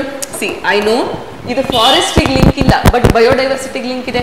ಈಗ ಪ್ಯಾಂಗೋಲಿನ್ಗಳು ಏನಾಯ್ತು ಅಂತಂದ್ರೆ, ಇವುಗಳನ್ನ ಚೈನಾದಲ್ಲಿ ಯಾವುದೋ ಒಂದು ಮದ್ದನ ಮೆಡಿಸಿನ್ ಅನ್ನ ಕ್ರಿಯೇಟ್ ಮಾಡಲಿಕ್ಕೆ ಬಳಸ್ತಾ ಇದ್ರು. ಇವುಗಳನ್ನ ಯಾವ ಲೆವೆಲಿಗೆ ಎಕ್ಸ್ಪ್ಲಾಯ್ಟ್ ಮಾಡಿದ್ದಾರೆ ಅಂದ್ರೆ, they are considered one of the most threatened species of the world. ಹೌದಲ್ವಾ? So that is how this can potentially impact ಆ ಪಾಪ್ಯುಲರೈಸ್ ಆದಾಗ ಮೆಡಿಸಿನ್. ಅದೇ ರೀತಿಯಾಗಿ ಬಯೋಡೈವರ್ಸಿಟಿ ಕನ್ಸರ್ವೇಷನ್ ಅನ್ನು ಇಂಪ್ಯಾಕ್ಟ್ ಮಾಡುತ್ತೆ. ಹೇಗೆ? For example red sanders. ಏನಪ್ಪ ರೆಡ್ ಸ್ಯಾಂಡರ್ಸ್ ಅಂತಂತಂದ್ರೆ ರಕ್ತಚಂದನ. ಹೌದಲ್ವಾ? ಈ ರಕ್ತಚಂದನ ಏನ್ ಮಾಡ್ತಾ ಇದ್ದಾರೆ, this has many medicinal properties and is extensively used in the international market for medicines. So ಇದು ಇಲ್ಲಿಗಲಿ ಸ್ಮಗಲ್ ಆಗ್ತಾ ಇದೆ, ಇದರ ಒಂದು ಸಂಖ್ಯೆ ತುಂಬಾ ಕಡಿಮೆ ಆಗ್ತಾ ಬರ್ತಾ ಇದೆ. ಹೌದಲ್ವಾ? So that is how there is a threat to biodiversity conservation as well. ಹೌದಲ್ವಾ? ಸೊ ಓವರ್ ಆಲ್ ಇವಾಗ ನೋಡಿ, 4 ಪಾಸಿಟಿವ್ ಆಸ್ಪೆಕ್ಟ್ಸ್, 3 ನೆಗೆಟಿವ್ ಆಸ್ಪೆಕ್ಟ್ಸ್ ಅನ್ನು ನೀವು ಬರೆದ್ರೆ this would be the complete answer. Okay, ಹಾಗಿದ್ರೆ how do you write the conclusion for this? ನೋಡಿ, if you want to write a conclusion, simple ಆಗಿ ಏನ್ ಹೇಳ್ತೀವಿ, ನಮ್ಮ IPR ಪಾಲಿಸಿಗಳು ಬೇಕು. ಯಾಕೆ? ನಮ್ಮ ಈ ಒಂದು ಫಾರೆಸ್ಟ್ರಿ ಮತ್ತು ಅಲೈಡ್ ಆಕ್ಟಿವಿಟೀಸ್ಗಳ ಗ್ರೋತ್ ಅಂಡ್ ಡೆವಲಪ್ಮೆಂಟ್ಗೆ ಬೇಕು. ಆದರೆ ಆ ಪಾಲಿಸಿಗಳು ಹೇಗಿರಬೇಕು? They have to be carefully examined to make sure they are accessible to everyone. There is an aspect of equality, there is an aspect of sustainability, and there is an aspect of biodiversity conservation. ಇದಕ್ಕೆ best ಉದಾಹರಣೆ ಏನು? plant protection of plant varieties and farmers act. ಹೌದಾ? ಈ ಒಂದು protection of plant varieties and farmers act 2001 ಏನಿದೆ, ಇದು ಏನ್ ಮಾಡ್ತಾ ಇದೆ ಅಂತಂತಂದ್ರೆ, ಸೀಡ್ಗಳನ್ನ ನೀವು ಪೇಟೆಂಟ್ ಮಾಡಿಸ್ಕೊಂಡು ನೀವು ಬ್ರ್ಯಾಂಡ್ ಮಾಡಿಸ್ಕೊಂಡ್ರು ಸಹ ಫಾರ್ಮರ್ಸಿಗೆ ಅದನ್ನು ಬೆಳೆಯುವ ಅಧಿಕಾರವನ್ನು ಇದು ಕೊಡ್ತಾ ಇದೆ. So there is a matter of what, inclusivity ಇದೆ, ಈಕ್ವಾಲಿಟಿ ಇದೆ. ಅದೇ ರೀತಿಯಾಗಿ ಫಾರ್ಮರ್ಸ್ ಅವುಗಳನ್ನ over a period of develop ಮಾಡ್ಕೊಳ್ತಾನೆ ಹೋಗ್ಬೋದು. So there is a matter of sustainability also. So ಇದನ್ನ ನೀವು ಉದಾಹರಣೆಯಾಗಿ ಕೊಟ್ಟು ಈ ರೀತಿಯಾಗಿ ಏನ್ ಮಾಡಬಹುದು, ನಾವು ಪಾಲಿಸಿಗಳನ್ನ IPR ಪಾಲಿಸಿಗಳನ್ನ ತರಬಹುದು. ಸೊ ದಟ್ ಆ IPR ಪಾಲಿಸಿಗಳು ಇವುಗಳ ಬೆಳವಣಿಗೆಗೆ ಸಹಾಯ ಮಾಡಬೇಕೇ ಹೊರತು ಜನರ ಒಂದು ಎಕ್ಸ್ಕ್ಲೂಸಿವಿಟಿಗೆ ಕಾರಣವಾಗಬಾರದು. ಹೌದಲ್ವಾ? ಏನು ಅನ್ಸಸ್ಟೈನೇಬಲ್ ಪ್ರಾಕ್ಟೀಸಸ್ಗೆ ಕಾರಣವಾಗಬಾರದು ಮತ್ತು ಬಯೋಡೈವರ್ಸಿಟಿ ಲಾಸಿಗೆ ಕಾರಣವಾಗಬಾರದು. ಆ ರೀತಿಯಾಗಿ ಒಂದು ಓವರ್ ಆಲ್ ಒಂದು ಸಮ್ಮರೈಸಿಂಗ್ ಕನ್ಕ್ಲೂಷನ್ ಅನ್ನ ನೀವು ಕೊಟ್ರೆ this thing can be a complete answer. ಓಕೆನಾ? So I hope you understand this. ಹೌದಾ? ಫಸ್ಟ್ ಪೊಲ್ಯೂಷನ್ ಬಗ್ಗೆ ನಾವು ನೋಡಿದ್ವಿ. ಪೊಲ್ಯೂಷನ್ ರಿಲೇಟೆಡ್ ಇರ್ತಕ್ಕಂಥ ಗವರ್ನಮೆಂಟ್ ಪಾಲಿಸೀಸ್ ಹೇಗಿದೆ, ಹೇಗೆ ಬರೀಬೇಕು ಅಂತಕ್ಕಂಥದ್ದನ್ನ ನಾವು ನೋಡಿದ್ವಿ. IPR ಬಗ್ಗೆನೂ ಒಂದು ಸ್ವಲ್ಪ ಮಾಡರೇಟ್ಲಿ ಡಿಫಿಕಲ್ಟ್ ಇರುವಂಥ ಈ ಕ್ವೆಶನ್ ಬಗ್ಗೆನೂ ಸಹ ನಾವು ಓವರ್ ಆಲ್ ಆನ್ಸರ್ ಅನ್ನ ನೋಡಿದ್ವಿ. This is how in the ಸಂಕಲ್ಪ ಟೆಸ್ಟ್ ಸೀರೀಸ್ ಪ್ರತಿಯೊಂದು ಸಬ್ಜೆಕ್ಟಿಗೂ ಪ್ರತಿಯೊಂದು ಕ್ವೆಶನ್ನಿಗೂ ನಾವೇನ್ ಮಾಡ್ತೇವೆ, ಈ ರೀತಿಯಾಗಿರ್ತಕ್ಕಂಥ ಅಪ್ರೋಚ್ ಅನ್ನ ಇಟ್ಕೊಂಡಿದ್ದೇವೆ. ಸೊ ದಟ್ ನಿಮ್ಮ ಒಂದು ಸಿಲೆಬಸ್ಸು ಸಹ ನೀಟಾಗಿ ಕಂಪ್ಲೀಟ್ ಆಗಬೇಕು, ನೀವು ಪ್ರಾಕ್ಟೀಸು ಸಹ ಚೆನ್ನಾಗಿ ಮಾಡಬೇಕು. ಸೊ ನಾನಿವಾಗ ಡಿಸ್ಕಸ್ ಮಾಡಿರುವಂಥ ಈ ಆನ್ಸರ್ಸ್ ಏನಿದೆ ಇವು as per the scheme of the KPSC. ಹೌದಲ್ವಾ? ಸೊ ನಾವು ಸ್ಕೀಮ್ ಆಫ್ ಇವ್ಯಾಲ್ಯೂಯೇಷನ್ ಅನ್ನ ಸ್ವಲ್ಪ ಹ್ಯಾಂಡಿಯಾಗಿ ಇಟ್ಕೊಂಡ್ರೆ ಯಾವ ರೀತಿಯಾಗಿರ್ತಕ್ಕಂಥ ಕ್ವೆಶನ್ಸ್ ಅಲ್ಲಿ ಯಾವ ಒಂದು ಟಾಪಿಕ್ಸ್ ಅನ್ನ ಕಾಂಟೆಂಟ್ ಅನ್ನ KPSC ಡಿಮಾಂಡ್ ಮಾಡ್ತಾ ಇದೆ ಅಂತಕ್ಕಂಥದ್ದು ನಮಗೆ ಗೊತ್ತಾಗ್ತದೆ. And based on that scheme ನೀವು ಸಿಲೆಕ್ಟೆಡ್ ಇಂಟರ್ವ್ಯೂ ಕ್ಯಾಂಡಿಡೇಟ್ಸ್ ಮತ್ತು ನಾನ್ ಸಿಲೆಕ್ಟೆಡ್ ಕ್ಯಾಂಡಿಡೇಟ್ಸ್ ನಮ್ಮಲ್ಲಿ ಕೊಡುವಂತಹ ಒಂದು ಪುಸ್ತಕಗಳನ್ನು ನೀವು ಅನಲೈಸ್ ಮಾಡಿದಾಗ you will get a overall idea ಹೇಗೆ ಮಾಡಬೇಕು, ಯಾವ ರೀತಿ ನಾವು ಪ್ರಾಕ್ಟೀಸ್ ಮಾಡಬೇಕು, ಎಷ್ಟು ಲೆವೆಲ್ ನಾವು ಎಷ್ಟು ನೀರಲ್ಲಿದ್ದೇವೆ ಅಂತಕ್ಕಂಥದ್ದೆಲ್ಲ ಕಾನ್ಸೆಪ್ಟ್ಗಳು ನಮಗೆ ಗೊತ್ತಾಗ್ತದೆ. ಹೌದಲ್ವಾ? So this is about your environment. Please go through the syllabus first clearly. After preparing syllabus, please see the nature of the questions that are coming from the past few years. PYQs ಅನ್ನ study ಮಾಡಿ. ಇವೆರಡು ಮಾಡಿದ ನಂತರ thoroughly ನಿಮ್ಮ subject ಅನ್ನ prepare ಮಾಡಿ ಒಂದು ಒಳ್ಳೆಯ ಟೆಸ್ಟ್ ಸೀರೀಸ್ ಅನ್ನ ಕೊಟ್ಟು ಅದರ ಒಂದು ಇವ್ಯಾಲ್ಯೂಯೇಷನ್ ಅನ್ನ ಮಾಡಿಸ್ಕೊಂಡ್ರೆ I think you will be ready for the environment subject as a whole, not only for environment, for every subject for that matter. ಓಕೆನಾ? ಸೊ ಇಲ್ಲಿಗೆ ನಮ್ಮ ಒಂದು ಸೆಷನ್ ಅನ್ನ ನಿಲ್ಲಿಸೋಣ. I hope it has been very useful to you. If you have any doubts, you can mention it in the comment section.